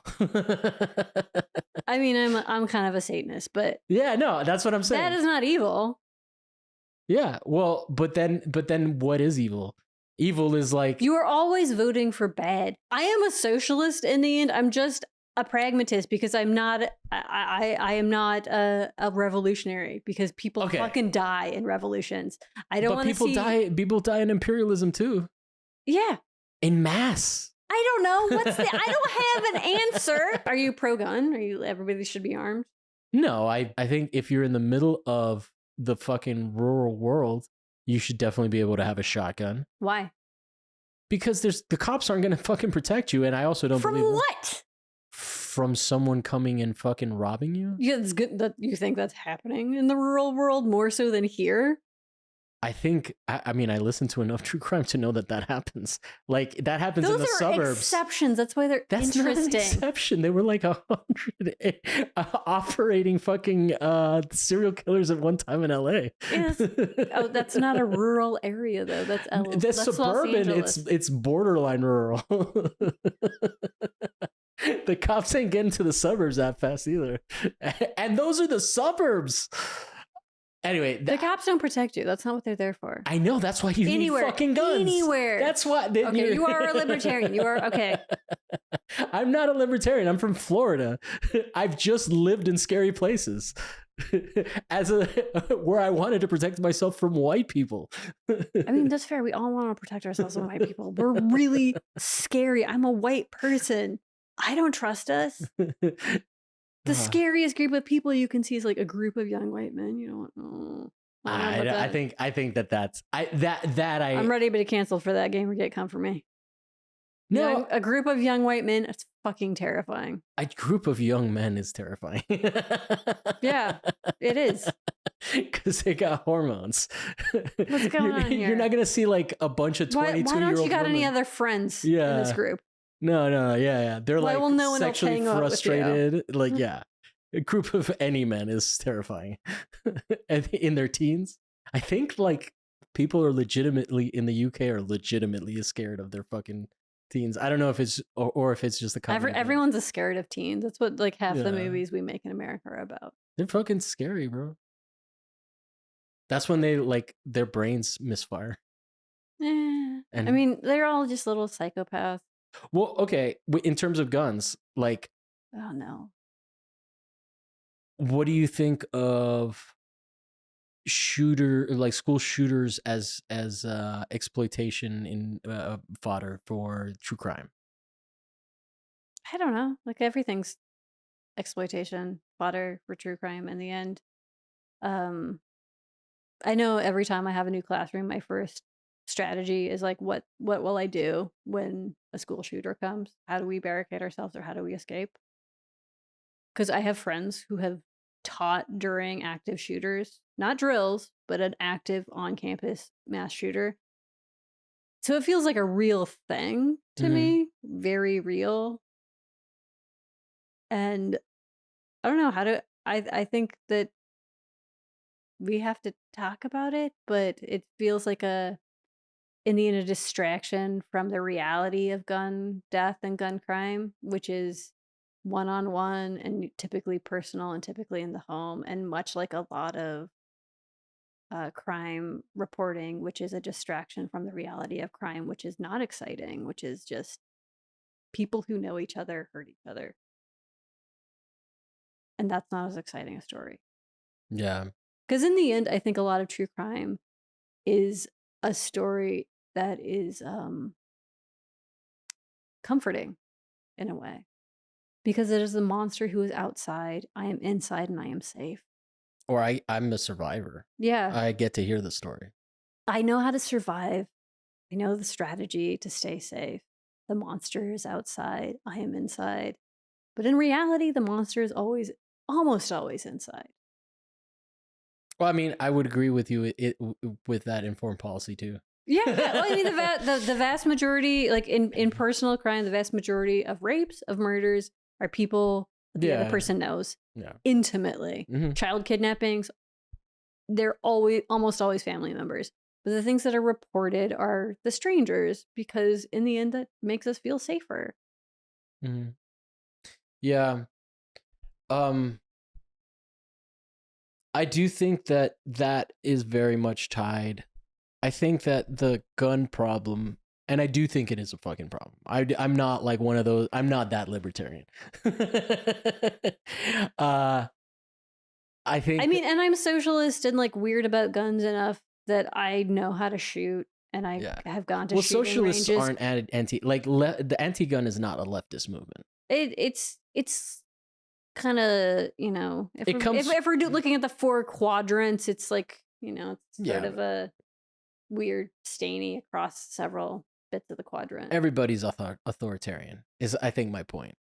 And in fact, one of the things that I think is heinous right now is just kind of the level of um, censorship that is okay, where it's like the argument that is that Facebook and all these companies are private companies is a fascist argument, because fascism is tied. So when you say lesser of two evils, I can agree with that, because in the end, Facebook is bigger than any country on this planet right now. Facebook should be regulated. It should be heavily regulated. And there are laws in place. They're just not regulating it.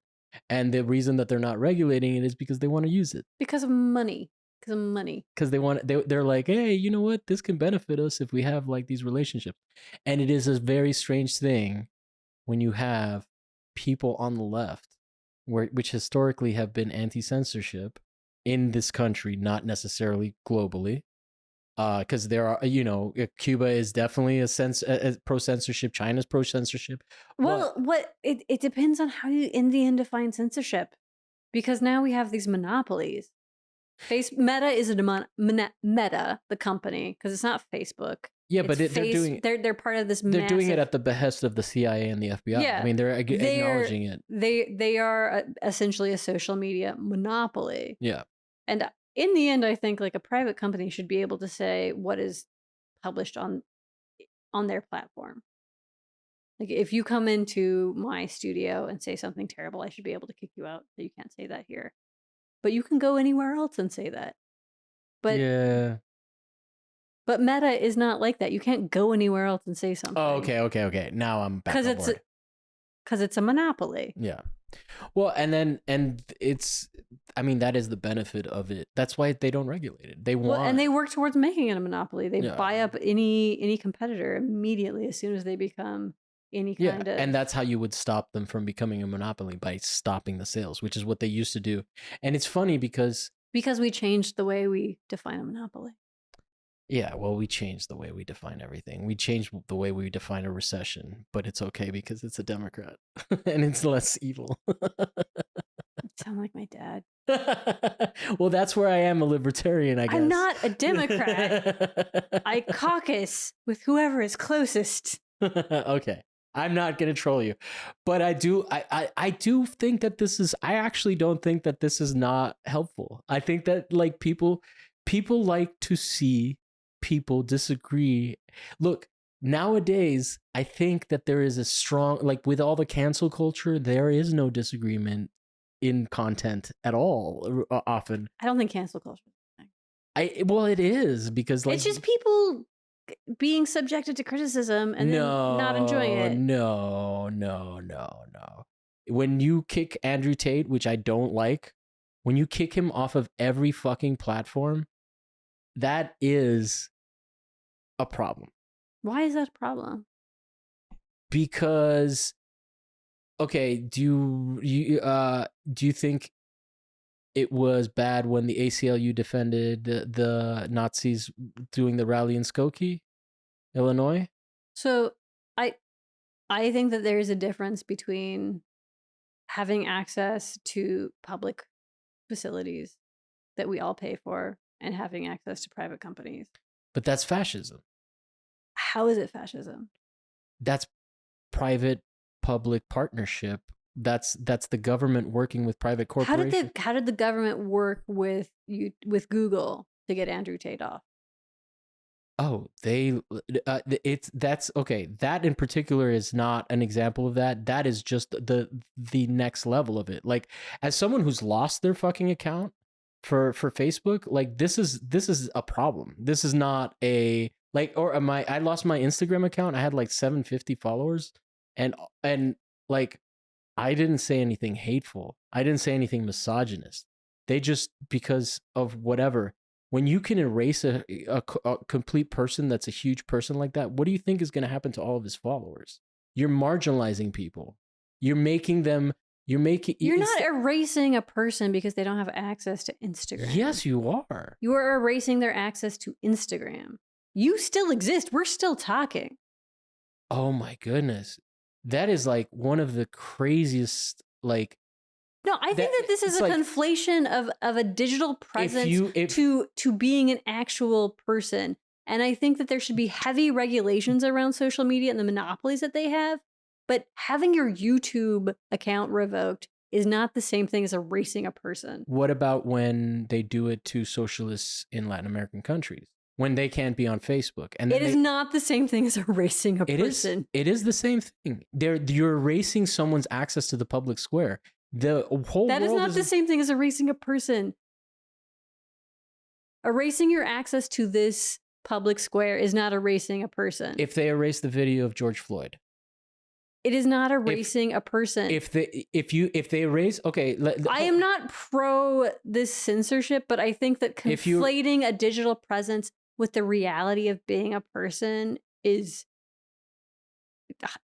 incredibly hyperbolic. I could not have gotten the job that to like an insane like QAnon degree. No, I strongly disagree because what you're doing is you're marginalizing people. Yeah, absolutely. You are marginalizing and you are taking away someone's voice, but you are not erasing them. You are not ceasing them to be. Okay, so then let's say that we just ban all of one country from all of social media. I'm not pro it. I'm just saying that you're being hyperbolic. I'm not being hyperbolic. I think, okay, you're not killing them, but if they're not allowed to be part of the main discussion and they're not allowed to shift the Overton window, then they're not representative. Then how do you have representative democracy if people can't be part of it? If there are men that are misogynists, why don't we address the problem instead of like, look, you're just making another 4chan.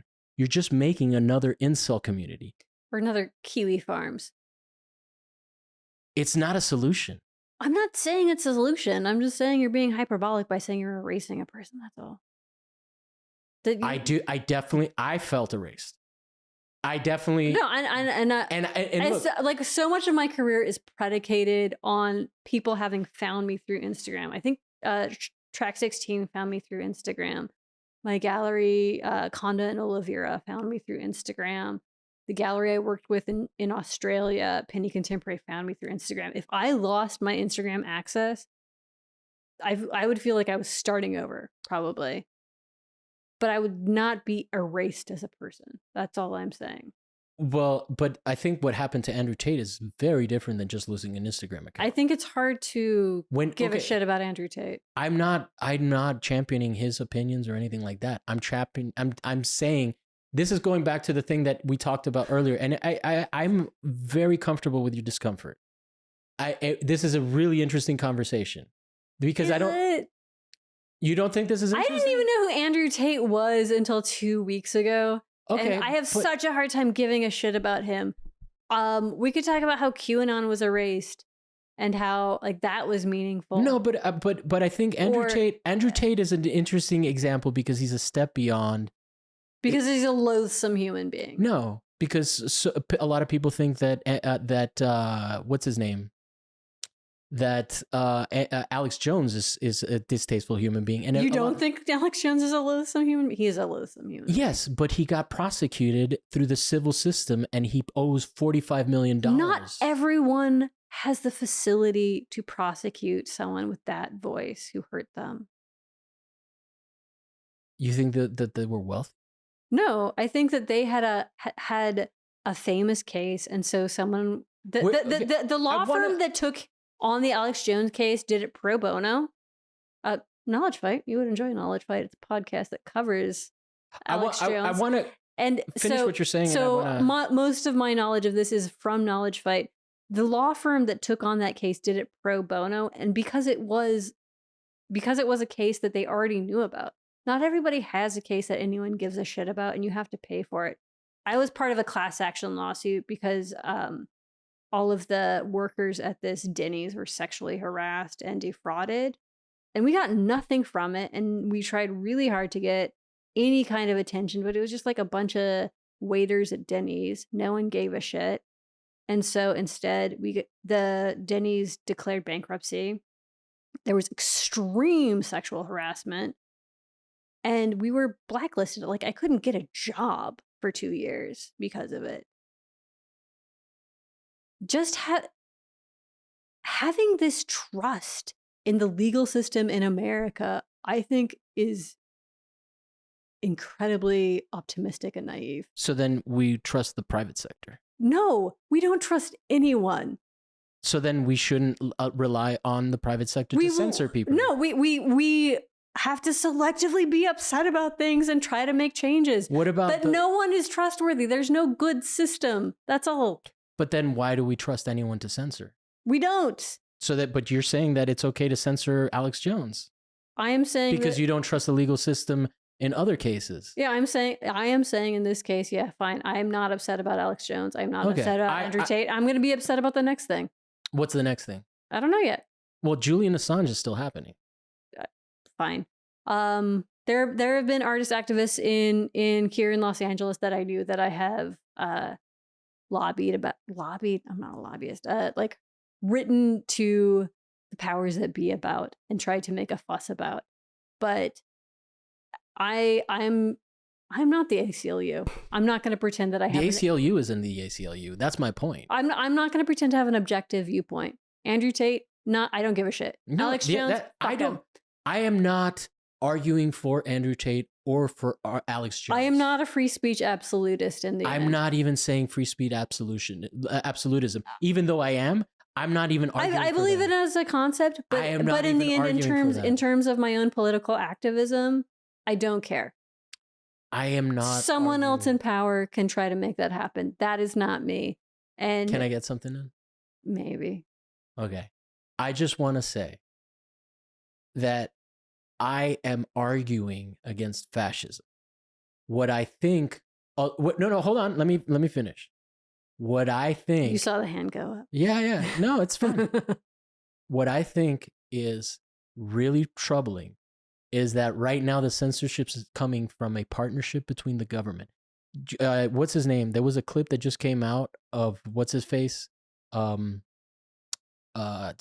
talking about how the FBI made them or asked them, like when you have a organization that's not even Democrat or Republican, that's the CIA, the FBI. Yeah, no. When they're starting to, I am really upset that like the left has aligned themselves with thinking that the FBI is in for our best interest. Then we agree. And so when they are the ones that are calling the shots on who gets censored and whatnot, and they didn't call, and you're right, they didn't call the shots on Andrew Tate, but after things like the Arab Spring, they understand the power of these organizations.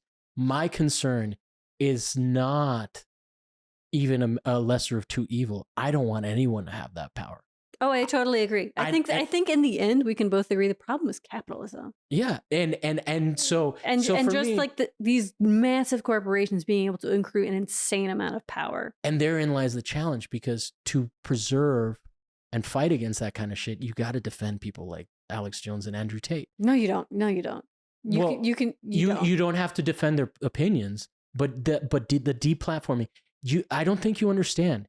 He does not have access to Google at all. He does not have access to anything. He can't get email. He can't get PayPal. He can't get any of the fucking things. And then this is what they do. Nor can sex workers. Are we going to have this kind of passion for all of the sex workers? No. Lost access because are we gonna take away rights, or are we gonna add rights? No, I'm just saying, because if you can take Andrew Tate's rights, if you can take Andrew Tate's rights, there is a limited amount of effort and passion that any individual has. Yeah. So and in the end, stick up for one thing: freedom of speech. And that, you know what? Fuck Andrew Tate. When they come for Andrew Tate. I am not there. When they come for like the Jews,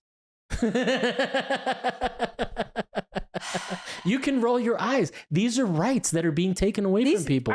Well, okay. These are rights. They should be. And you know what? Andrew Tate's rights are covered as much by what I have tried to do for sex workers as anybody else's. But if I'm going to focus my efforts, I'm not asking you to focus your they efforts. are not We're having focused at Andrew Tate. They're we're not having a focused at rhetorical Alex Jones. discussion about And the I feel validity like the of right has really grabbed onto free speech absolutism in the service Because- of fascism. because no. Yes, How can you be fascist for free speech? because it is all about the silencing of fascists. When fascists Yes. are silenced, they're upset, and then as soon as their voices are returned, they are not free speech absolutists. Okay, so they're Andrew Tate is a hypocrites. misogynist. Yes, I agree with you. I am not at all fucking saying, I'm saying that there are bigger problems that come from silencing a misogynist like that. Because where do the fucking misogynists go when there's not a place? I'm As saying opposed to- I am saying you can believe in free speech, and then when you point that activism, don't point it to Andrew Tate. Point it to someone you actually believe in. Because who are you But trying then to get that's- on your but side? then Who are you that's not trying to free- talk to? But then that's not free speech. Well, okay, so I can believe in Free like speech. Free speech like is okay, always, so you work towards like giving them a platform. no, I Great, don't. and I can agree with you, but I'm not going to do any effort towards that because I'm I have not a even limited doing- amount of effort, I don't disagree with and that. I have a limited amount of giving a shit. My shits Yeah, are not I'm given not- towards them. I'm not trying to rally you on getting on board to get Andrew Tate replatformed or even Alex Jones. I have a really I- hard time in giving a shit about people who don't think I'm a human being. I get what you're saying, but on a philosophical level, if you start letting the government dictate who can fucking be online, this is look, what the reality of it is that the reason that people like me who are nobody lose their Instagram accounts is to normalize it. How many people do you know that have lost their Instagram accounts? Not to hacking, just to fucking just to getting their shit lost. And you can spend your entire. So we have an economy that's based on people spending Yeah, their. we're in this attention economy And where that, like so much of, especially as creative people, like our income is premised on who's going to pay attention and to if me. the government can just say that your political artwork is fucked, and they don't agree with it, that's a problem. And I this can is, agree with that. and I'm this just is where talking it about energy. starts. I'm talking about effort. Oh, I don't. Okay, then we don't. We have. And we someone's have found. soliciting my energy and effort for someone like Andrew Tate, and I say no.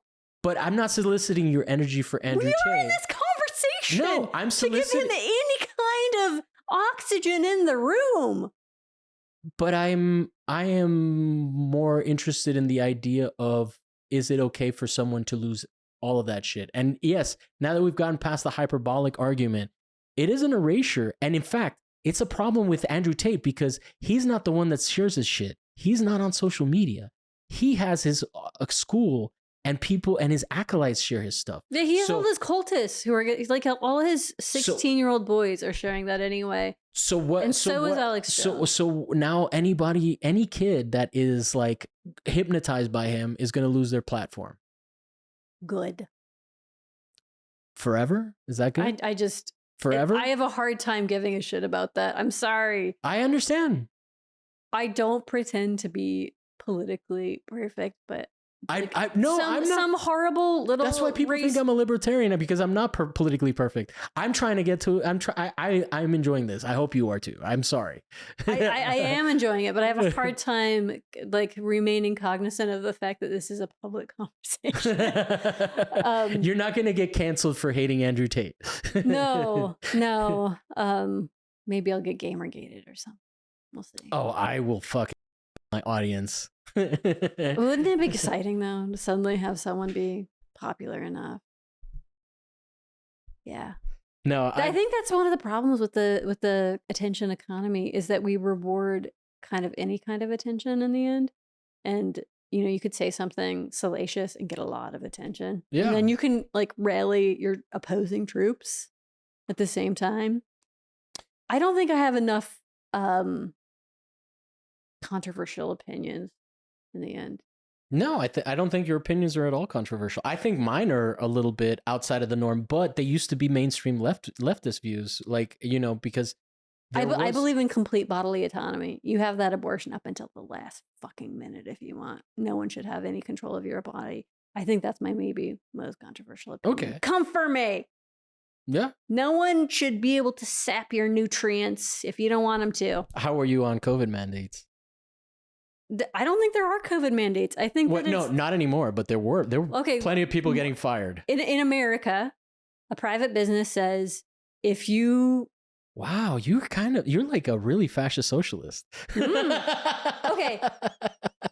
Private business, the private sector for a socialist, that is a really fucking interesting thing. I don't know. Well, I was raised by anti-vaxxers, and so I feel and you were raised by very, like, Normans are industrious and private business owners. I'm not a good socialist. I also hate roommates, and I don't like sharing. Yeah. So you're part capitalist. No, I look, and I'm just very self. You know, when you go out to eat, like at a fancy restaurant, and people are like, let's just all share. We all have a bite of each other's plate. Mm-hmm. Fuck you. Yeah. I am ordering the food I want to eat, and you don't fucking touch it. I think that might have to do with the Mormon background. I feel like, to me, it's like it's having like to carve out your raised space. with food scarcity to a degree. I'm gonna eat my food. Don't you touch handle my your shit. own self. Oh no, I assumed that the Mormon lifestyle was not lucrative growing up. No. so I assumed there was some scarcity. Yeah. I just when feel you have to give 10% of your income, I love the idea of sharing, and I am pro. And this is maybe how I am in some way libertarian. Is that I think you're more liberal than libertarian. I think I'm more progressive than libertarian. Yeah, I think you're more liberal, but that's fair. I feel like this is liberal. Parentheses derogatory. No, I think that we take care of each other, and that is my end goal. And maybe I am fuck just Andrew Tate. Andrew Tate doesn't get to eat. No, Andrew Tate gets to eat. But maybe if I'm gonna like champion free speech, he's not the guy I'm gonna talk about. Yeah, but that's not how you champion free speech. No. You got to defend the Nazis. I'm not the ACLU, and I am not defending the Nazis. But someone has to be the ACLU, because the ACLU is not the ACLU. Okay, I'm not a good socialist, because I want to punch Andrew Tate in the face, and I want to punch Nazis in the face. Look, I want to be clear. He's a bad human being, and I do not want to engage any of them in conversation. And here's the other thing. I don't want to engage like a rabid group of like misogynists in conversation for whom like threatening rape is like a meaningless insult, because the threat of rape was never real to them. And so that's why I feel like free speech absolutism in so many spheres is meaningless, because when we're saying like, oh, these people all get to like say the same things, they're not the same things. Here's why I feel it's important.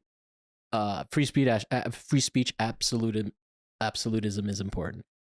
I feel like whenever you cut out things that can be said, we get narrower and narrower. I'm not cutting out things that can be said. I am cutting out who I am willing to champion. And those are different considerations. Because I am not a politician. And you're not an absolutist. I am understanding. I'm just trying to tell you why I think, even though I don't like Andrew Tate, I think it's important to talk about these things, because it brings awareness of what could happen to a regular person. And it seriously, like, if anybody, let's say I became super popular because I was anti-war. Okay.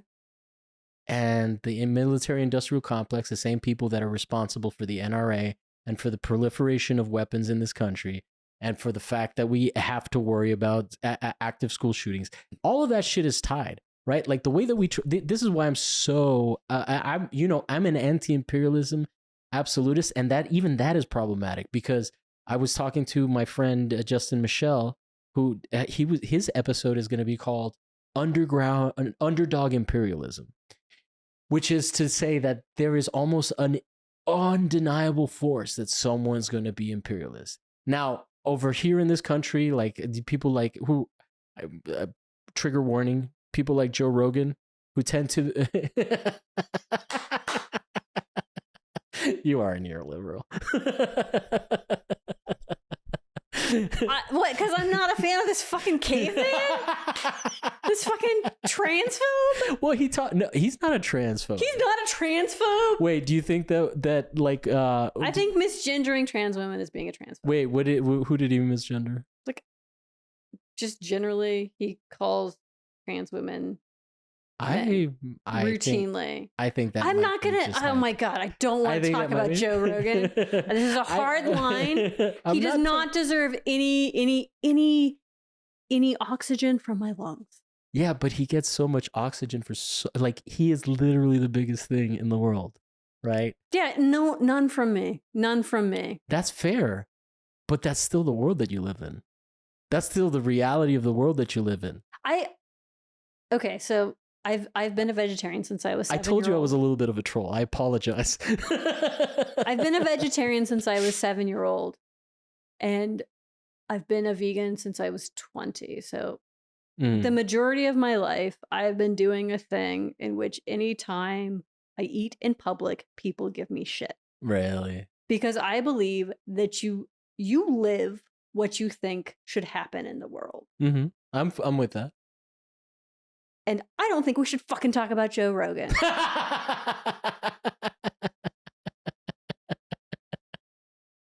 You're so angry at me. I'm sorry. I was just at this brunch party and this morning, and I hit the worst ones. I gotta acknowledge that I'm a bad person. I hit Joe Rogan, and we were talking about like how we should all take this class on public speaking, not because we're bad at public speaking, but because we're bad at public faces. I didn't say anything when you brought up Joe Rogan. I didn't say anything. This is like I made an expression. But I know. So okay. How do I explain Joe Rogan? No. You don't. Because we're not talking about him. You don't. I'm gonna proselytize. No. I don't. There are so many voices in the world, and he's the biggest. So many interesting people. I have been listening to a lot of philosophy podcasts, and at no point have they brought up these fucking cage fighters as figures that we should listen to. Like, not even like as dismissive. It just is not on the radar. But the Greeks were into wrestling. And they invented democracy. Now I'm trolling hard. Okay, there are a lot of civilizations we were that talking have about how been around, and I don't know why you keep like censuring white people so much. Oh, what, the Europeans that have built all of the history that I was taught? Now I am trolling. As someone who is currently learning Latin, so okay. My only point in this whole thing. Okay, so I have to cop to this. Like, as someone's fascinated by Catholicism, like every class and every artist talk, I love like a cryptic Latin phrase or a cryptic Greek phrase. And so I start them off with like a good cryptic phrase because there's power in that. Yeah. And like people still think like Latin, oh, that's powerful, that's mysterious. Yeah, it's fucking spooky shit. It's dead. And that when something has not been spoken forever, except for by fucking like people who talk to God. Yeah, that's spooky as shit. Yeah, that feels powerful. Where are you on ghosts? And before want to hear my ghost story? I have a good ghost story. Okay. Hold on, before we go into that. My only point in this conversation is that we can totally disagree on very big things and still have a lovely time talking. Oh, I agree. I totally agree. But I think that's... I mean, I told you, like, I try to go into a conversation, like, in a disagreement and think, what do I want out of this? And sometimes I want to fight. Oh, yeah, no. And it's fun. Fine. Yeah. Yeah. So let me tell you my and ghost I appreciate story. You drawing the line. Last thing, though, is that I don't think that is common nowadays. I think that like you're supposed to ostracize and never engage people in this, and this has been delightful. Oh, good. So your ghost story, and we can probably start wrapping up because I've taken enough of your time. I work with a gallery in Australia, And Mhm. Australia had transportation where they transportate England transported so many criminals in quotes to Australia because they Mhm. thought like, oh, you commit a crime, then you have this like, Yeah, it was a penal colony. yeah. And the galleries in Tasmania, which is this island off the coast of the mainland. And as I was walking around, I kept seeing these signs for this place called the Female Factory. And finally, I went to it, and it was the museum for the only women's penitentiary in all of Australia. Whoa. And so women would be sent to this prison because they just got pregnant out of wedlock. And the government initially tried to sort of erase the history of it. So a lot of the grounds are gone. But what is left is this museum. And I was looking at a map of what the grounds initially covered. And I realized, oh, the Airbnb that I am staying in is in the former baby graveyard. Because all of these Whoa. women would come pregnant and they would give birth either on the ship or shortly after they arrived, and they would not increase their rations. So all these babies just starved to death. Wow. And that night, I went to bed in the Airbnb on the place that I knew was the baby graveyard, and I slept just fucking fine because ghosts aren't real. You evil bastard. No, ghosts aren't fucking real. Ghosts aren't real. So What is real is the knowledge of what we are capable of, human beings, but no dead babies So you are don't- haunting me. Wait, then do you believe in tulpas? I believe in And tulpas, for people that don't understand, are energy ghosts. So like it's when you make something up that doesn't exist, like Slender Man, and people get killed over it. I believe in the power of belief systems. Okay, that's fair enough. Which is not a belief in the supernatural. Yeah. That I believe that other people believe in something and they act upon it. That we are very motivated by believing a thing is real to an extreme degree. No. But I don't think that Slender Man was made real. Instead, that Ooh, the interesting. motivation of Slender Man was made real. Interesting. The thing in the attic, to bring it back, was always in the attic, and he was brought out into the front part of that house. But nothing can leave the house of the mind. Wait, what are we referencing? Okay, it's with like the the house is the mind, is the map of the okay, mind. okay, So okay. so there are these powers that are up there, these things, these nightmares. But the nightmares are still just yourself. They're still always part of who you are. Mhm. You're just performing Yeah. a different function of yourself. Yeah. There's no Slender Man except for the But Slender there is. Man that exists inside of our brains. Yeah, but that's still real. No, yeah, that's real. Okay, then we Okay, agree. so ghosts in a way are fucking real. So tulpas are real. Well, Not ghosts. What's real? Ghosts are real as much as tulpas are real because an idea is real, but is it like Well, the Men in Black are an interesting tulpa. is it a personality that exists independently of someone's brain? No. I don't know. Okay. Oh my god. But I oh do my know. god. No, that's so funny. That I disagree. Like, now we're disagreeing, but like I'm the crazy one. Yeah, No, I'm kidding, I am kidding. not in the least bit spiritual. Dude, But I you think that you totally missed the fucking troll that I did. I'm not a spiritual person. But I think that we have an incredible ability to believe in things. Yeah, and no, act I think upon that- those beliefs. So then, okay, then I'm sorry. You're the only LPN fan that I know. What do you think about what's the guy, the Jacques Vallée, who thinks that like UFOs are interdimensional like psychic experiences? Like Harry does. Huh? Like Henry does. Henry. Yeah, Henry. Yeah, I mean he's Jacques Vallée is like Henry's an acolyte of his. I think in some ways he's right because UFOs exist as this mythology because UFO means unidentified. It means we don't know what it is. We don't know what it is. Have you watched the Secrets of the Skinwalker Ranch show on the History Channel? Because it's fucking fun.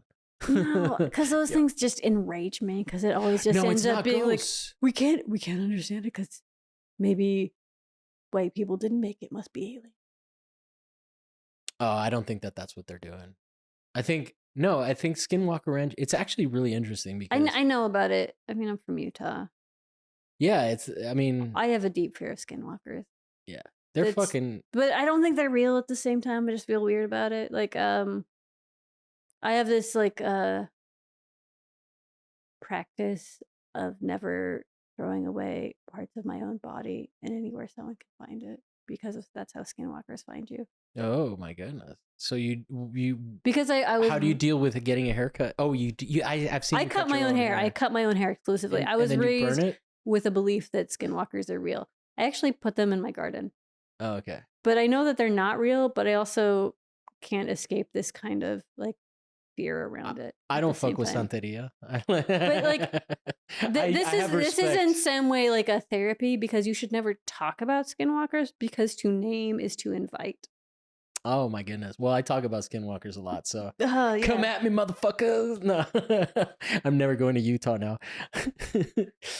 No, well, what's fun about that show? But I feel weird about it because I know it's like a weird.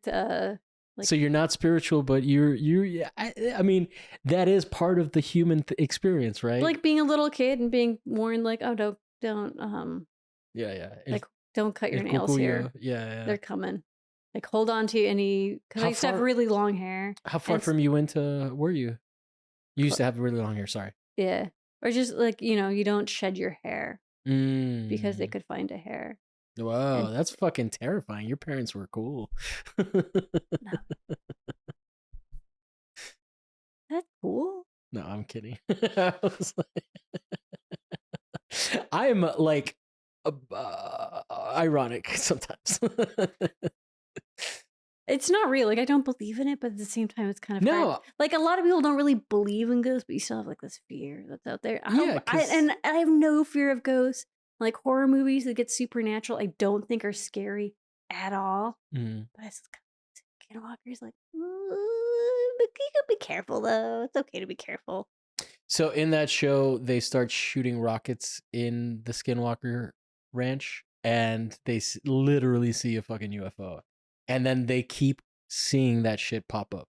It's actually fucking crazy, because that's the spot. And for people that don't know, that's the spot where they actually like. So Robert Bigelow is this like audio or aerospace engineer or aerospace billionaire or millionaire or something. Yeah, he bought up. He bought it, and then then the U.S. government was like involved in the research.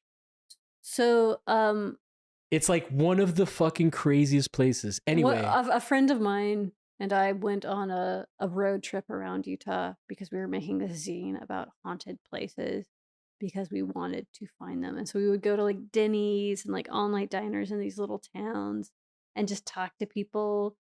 And if you have a prompt for someone, people will talk to you. Yeah. Like, tell me this creepy story. People are excited to share that. Yeah. So we would go to these little towns and be like, hey, what's haunted in your town?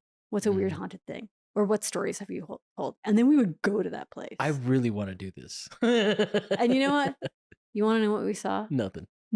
Yeah. Nothing. We spent a week doing this. We went to like the creepiest fucking places, like abandoned mines, like weird fucked up mills, like abandoned sanitariums, and like Skinwalker Ranch. Nothing. We saw nothing. Well, Skinwalker Ranch, I will push back on, and we were primed as fuck, because we did it the same night. We would go like, it'd be like 11 o'clock at night. Someone would tell us this really fucked up story. And then we would go, and it would be like 3 a.m. We'd be exhausted. Maybe we had a couple beers. Nothing. No, you didn't get high enough. Have you seen but Skinwalker Ranch isn't so much about like ghosts. I'm not saying that ghosts don't exist. Well, actually, I already know. Ghosts aren't fucking real. Ghosts aren't fucking real. No, but Skinwalker Ranch isn't so much about ghosts. It's more about skinwalkers, which is a different kind of ritual magic thing, which is interesting because theoretically, even if they don't actually turn into animals, when we're talking about the belief thing that we were referencing, like there might be some kind of weird mental state that makes these people terrifying. It's a psychopath. It is someone who has killed the person that they love most in the world. Yeah, to gain power. Yeah. And those are real. Yeah. And we have so much media about this idea. We already know that this is real. This is just sort of making the thing magical. But magic's fun.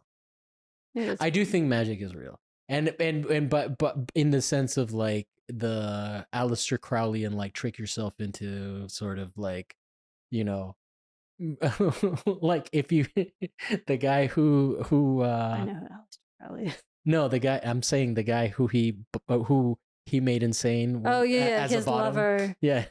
I forget his name. Anyway, that guy I do think would like whatever happened to him, that shit was real to him. Well, I think belief is real. Yeah. I don't think magic is real. I think they're different ideas. I think it's the same thing. And I think belief in magic is real. You can believe that a thing is happening. And I think ritual magic is what entire religions are based on. Like, you know. Yeah. I mean, I was just talking about how like, I have this great jealousy for people who grew up with like pageantry. Yeah. And the acknowledgement of materiality is important. But I even think something beautiful like, objects, you know, like stained glass. Something like an internal intrusive thought, like I'm a piece of shit. That's a ritual. Okay. And we can't end on that. No, well, we can end on this. And I think that the understanding of ritual magic has been helpful to me in understanding what rituals I partake in building beliefs. What do you think rituals you partake in the contemporary art world? I will obviously like resentment for fucking academia. is that? I mean, yeah, I feel like that's class warfare. I feel like as someone who exists in academia, it didn't used to be. It used to be a refuge for. Do you feel like you felt like there was a meritocracy? No, I feel like it was an oversaturated job market that ideally, like, because my parents are boomers and they had the early tenured professors as their friends, and they're like, oh yeah, this is fucking great. Because back then it was super fucking easy. Yeah, fuck yeah. You know, Mijares is the artist that they knew, and like he's just like a famous Cuban artist.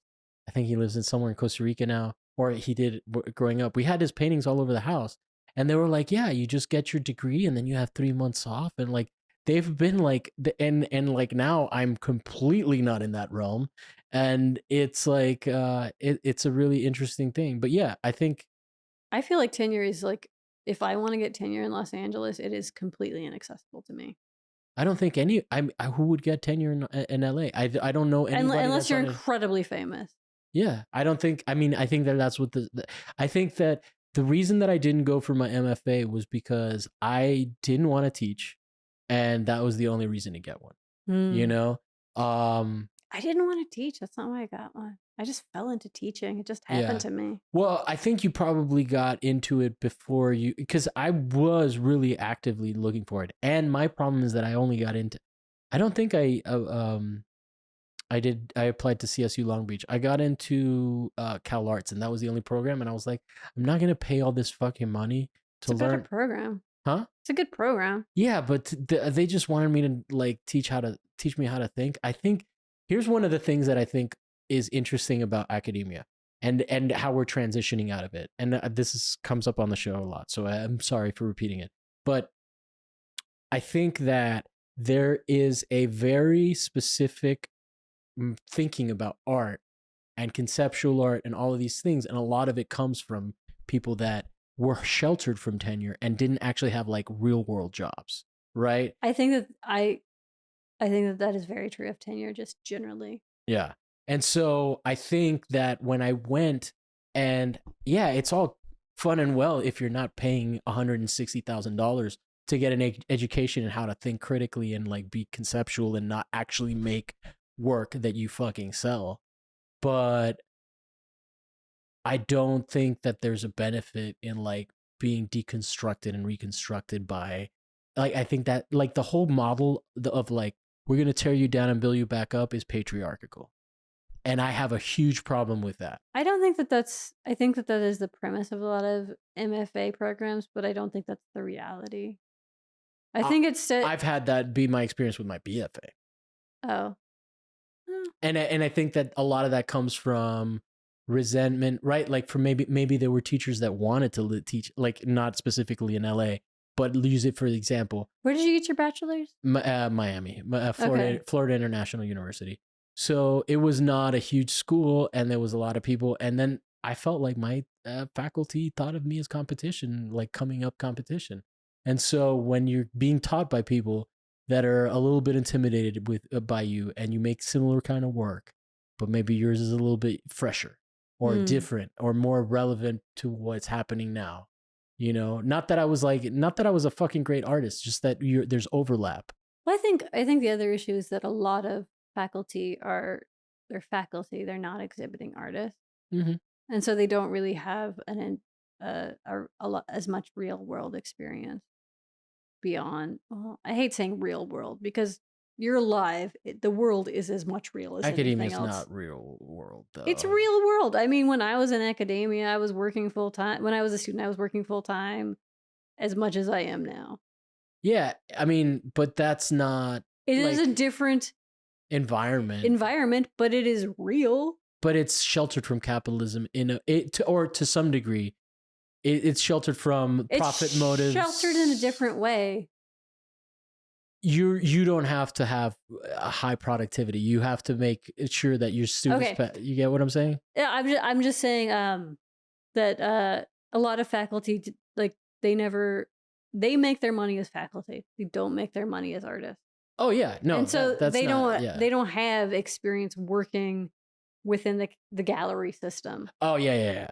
Meaningfully a lot of times. And there are exceptions, especially here in Los Angeles, where you know, a lot of the people that I know, like the only reason they can live in Los Angeles is because they're tenured and they're very famous, and they don't make enough money to live in LA being very famous artists.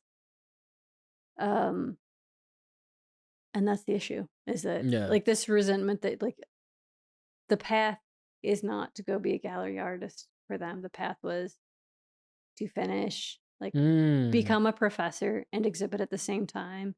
And maybe like the shows that you get into are like shows at universities and like in collectives, but it's not solo shows at galleries. It's not trying to make traction that way. And I'm not pretending that I'm any better, because no, I mean the hustle's a hustle. I'm hustling. Like being an artist makes no money. Yeah.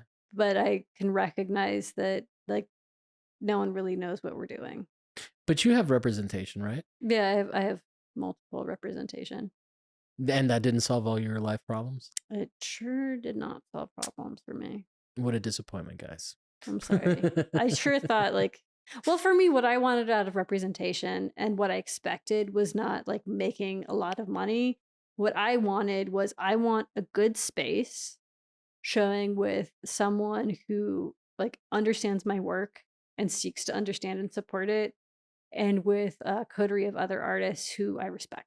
And so I declined a lot of artists before I came to the galleries a lot of galleries before I came to the galleries that I'm with now, because I didn't feel like they understood my work, and that the coterie of artists they showed were ones whose work I really respected.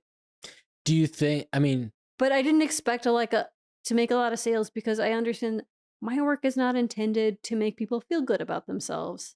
My work is intended to make people feel kind of unsettled, and most people don't want to live with something where the whole point of it is to not make you feel good. Yeah, but you're not like, you know, it's still, there's still like an aesthetic, like. Oh yeah, I'm just talking like in terms of commercialism. Yeah. It's not there. No, yeah, no. I mean, it's definitely not like decorative couch accompaniment art, for sure. When did you decide that you were an artist?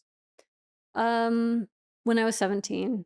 Okay, so you were still actively entrenched in your family's like No. religious upbringing, or no? No, I mean, I was never entrenched because I was never invested, a believer. I always planned on not being there.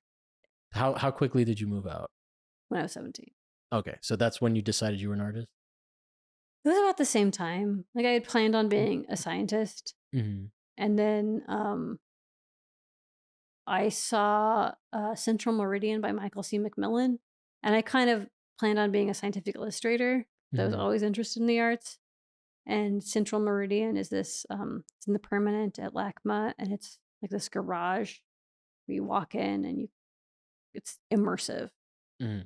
And coming from Utah, it felt radical that someone would call this thing art, that it was this immersive experience. He had made all of these things. And you, as the viewer, had to invest time. Like, it didn't try to grab you. You had to give something to it. And I felt like, oh, if this is what you can do, I want to be a part of this. Mhm. Actually, I've been since moving to Los Angeles, I've become friends with him. No, it's very Oh, exciting. nice. Yeah, that's a fucking that's and, like an and you LA like story. him. And he's super lovely, right? Yeah, That is that's what I'm unusual saying. too. That's not an LA story. I taught him how to use Craigslist. He's a super lovely person. Yeah, for me, that was the point where I felt like this is what I want to be a part of. And I don't even know if that was a good decision. In some ways, maybe that was kind of like sunk cost fallacy. I don't know what else I could do with my life at this point, right? Like, these are not transferable skills. All of my friends are artists at this point. Yeah, I right? really have a hard time understanding how anybody else lives their life. Like, it's really fucking hard. Yeah. We should probably end on that. It's really, We're not arguing. Yeah. Do you know what the sunk cost fallacy is? No. It's an economic theory that when you sink the cost, you have to continue until you're done. So it comes up all the time in like wars, like or in podcasting. In podcasting, like Bush brought it up a lot, where they were like, well, like all of these people died in the Gulf War. Are we just gonna like say that their sacrifice was worthless? Like, well, yeah, like more people shouldn't die because of that. Yeah. Sunk cost is like, well, at a certain point when you know it's a failure, you shouldn't sink more cost in. Mm-hmm. But I don't know that being an artist is a failure. I just don't know. What's it's a state of being. It's a state of being. Like what in the end is a success? And so I'm kind of in this limbo of sunk cost fallacy of being an artist. Like, this is what I can do. This is what I know how to do. I feel like I'm good at. This is what I want to do. Yeah. I don't know that I ever know that I'm good at it. Have you heard of the false consensus effect? No. That's basically what I suffer from, and which is kind of where the trolling comes from. It's like, I always just assume that everybody agrees with me, and then I talk to people and I'm like, oh my God, you don't? Is that just because people are agreeable and don't like to disagree? I think the actual idea has to do with like what you consume, and you like, especially now that we're in like less of a monoculture, like it's just becoming even more extreme. My example that I've used on the podcast before is that I thought when we said BLM, I thought we meant like universally globally, and not Bureau of Land Management. No, I thought I thought we meant like Black Lives Matter everywhere. And a lot of people, turns out, like are like cool with us bombing like Black lives outside of America. So for me, BLM was a very a global consideration. Like, we care enough about brown people worldwide as we care about white people exactly. worldwide. And it was just like, no, we just don't want the cops to kill them while they round them up to become slaves. And so that is like the false consensus effect. But it is interesting because you're not supposed to disagree with people. And without disagreeing with people, how the fuck do you figure out where you stand in the global like marketplace of ideas, to use a fucking Ben Shapiro term, not to trigger you? I don't watch Ben Shapiro. Again, it's not a trigger to disagree with someone. That's not what triggering means. No, but I'm triggering because you are intentionally triggering eliciting a disagreement. No, I was actually surprised that you knew who Ben Shapiro was. Who doesn't fucking know who Ben? He's a YouTuber. Like, who the fuck cares? Horrible troll who's never made a pussy in his life. He's not anywhere near, and he is fucking the most, out of Andrew Tate and all these people, I think he's the most odious because I'm not going to disagree. Good. That's cool. I mean, I don't like these other guys, although without him, we wouldn't have ever, without Alex Jones, we wouldn't have the point of reference for Moloch. Because he was the one that discovered the... No, he didn't. He was the one that videotaped that shit. No, we all knew who Moloch was. We've read the Bible. Come on. Yeah, but we didn't know that like there was an owl god that people at orgies... Have you heard the... Have you heard LBJ talking? Or no, it was either LBJ or Richard Nixon. LBJ with his giant dick that he would like to flop around in front of people. Well, he talks about the what's that called? The Bilderberger, the Bilderberg group. The Bilderberg group. He talks about that party, and he's like, oh, it's like he uses very offensive terms, but he calls it like a effie party. Yeah. So it sounds like there's like crazy sexually fluid oligarchic parties. I don't think it is. I think this is one of the problems that we have with conspiracy theory for people who are outside of power, that we think that there are these extreme accessories to power where these people are like, oh, they have like these Jeffrey Epstein, that they aren't like, okay, he's an outlier and that's why he gets so much airplay. You think he's an outlier? No, I don't think he's an extreme outlier. I think that power in and of itself is the goal. Yeah, and not like, and control over the people in power. Yeah, not like sexy parties and like.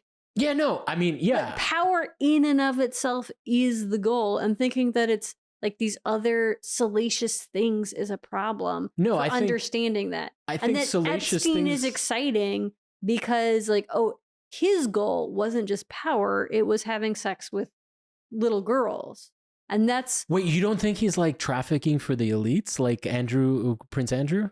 Yeah, I think he was. I just don't think that. But then you don't think that that's like a way of controlling influence and. Yeah. Okay, I just don't think that that's everybody's motivation. I think that. Like, no, I just think that like going to sexy parties takes a lot of time and preparation, and like you're working all the time. Wouldn't you live for that though? Would I? No. Oh my God, if I was a debased politician. No, I don't want to have sex with small children. That sounds disgusting. I'm sorry. not the sex with the small children, but yeah, no. You could be going to orgies right now. It's not hard. You live in Los Angeles. I mean, you got to know people. I can introduce you to people right now. All right, we're going to I don't have the energy for this. I work 12 hours a day to make art. And then, like, that's all I got. That's all I got. Well, I work from home now, so I could use some socialization. That sounds exhausting to me. Like, I don't want to have these conversations. The awkwardness of it. No, I don't. I don't think. I mean, I used to own a bondage gear company. No, having like weird, sexy time does not require money. No, but I don't think that anybody actually wants to fuck kids.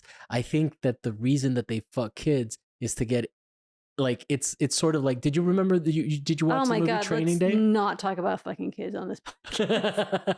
I'm gonna.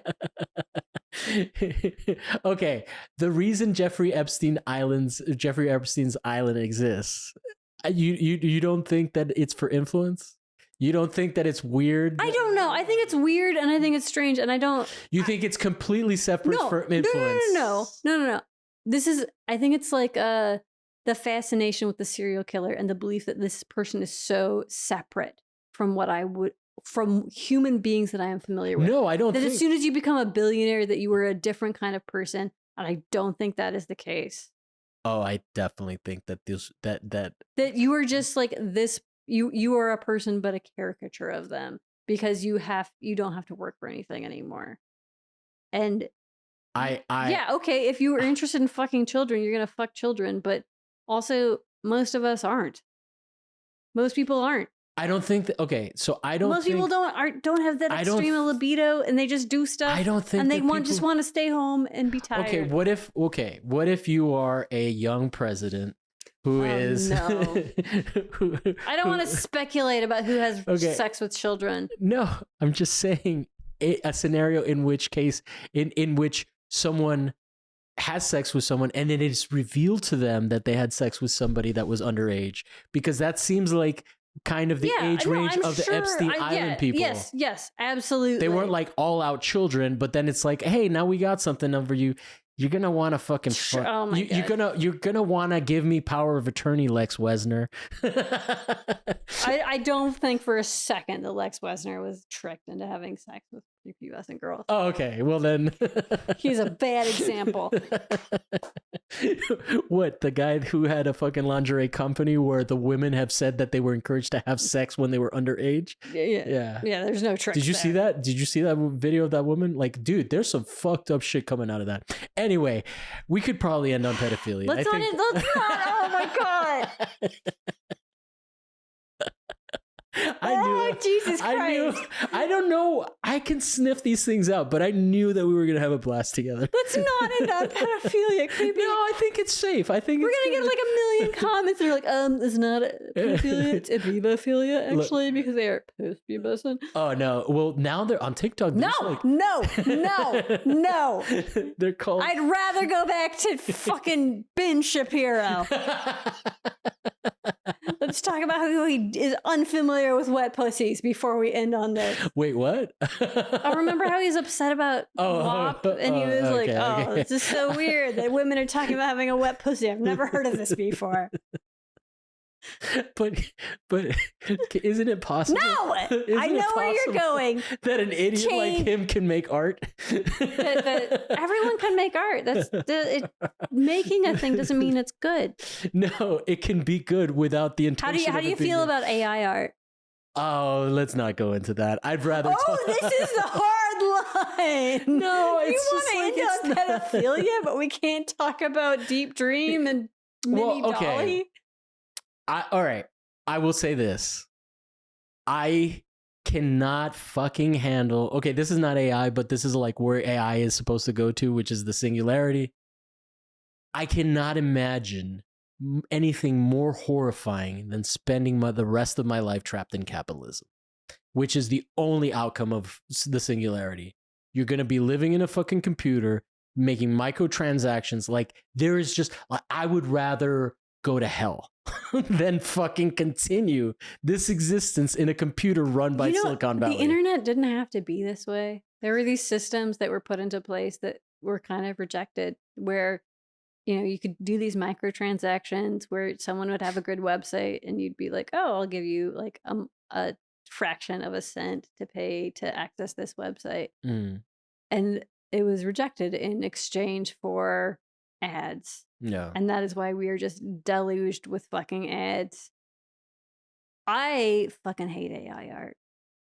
I'm not interested in it. I haven't even really seen that much of it. Maybe this is the social media thing. It's just like so. Oh my god, dude! We've been talking for 2 hours since the Reed battery. Fuck me. Anyway, I feel like this makes me the curmudgeon that. You're the curmudgeon. I'm a fucking asshole. Oh, I feel like I'm a real curmudgeon, at least in progressive spaces, because about AI art. Just so many things. Name a thing. I'm a curmudgeon about it. Well, I am a bad socialist. You keep saying this. It is true. I'm a bad socialist. But AI art, it's like all it is just scraping someone else's style. Yeah. It is just like Richard Prince light over and over. Although Richard Prince at least has to justify what he did. Like, he has to make an argument for fucking whereas an AI is just like, I definitely think it's just the you know what, I think when the robots uprise, they're gonna spare me because I did not burden them with like making endless pictures of like Elmo filleting Donald Duck or some bullshit. You think that they'll be able to like discern good art? That's actually no, not even good art. They'll just be like, you didn't claim my art as yours. you get to survive another week, and I'll be like, all right, I'll stay in the lithium mines for another week. Are you eager to be just a consciousness inside of a computer that is sold things incessantly? No, I mean, I make artwork out of mud. I am not good with technology. I'm still I cover nothing digital. At one of my schools, I could have given all of my students an Adobe license, and I said, we don't need that. Oh, that's evil. We're not going to use that in my class. They could have at least just had it. No, I mean, like the money's going somewhere. If I get that money for something else, Oh, okay. it's not going to be for an Adobe license because I don't work with photographs in anything I teach. I work with technology because everything in a way is technology, but I like don't really work with computers. Can I ask your permission to end on this one? Okay. Because I gotta pee. Yeah. I've never had to ask permission to end them. I will allow you to pee.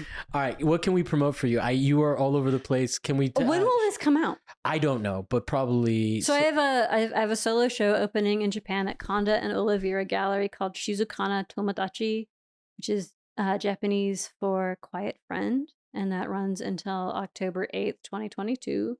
And then I have a solo show opening in Los Angeles at Track 16 in January. And January 1 will probably be out. This will probably be out before. But I always let people plug stuff because it's the CV. And then you should absolutely follow me on Instagram until I'm canceled at Camilla Taylor. That's Camilla with 2 L's.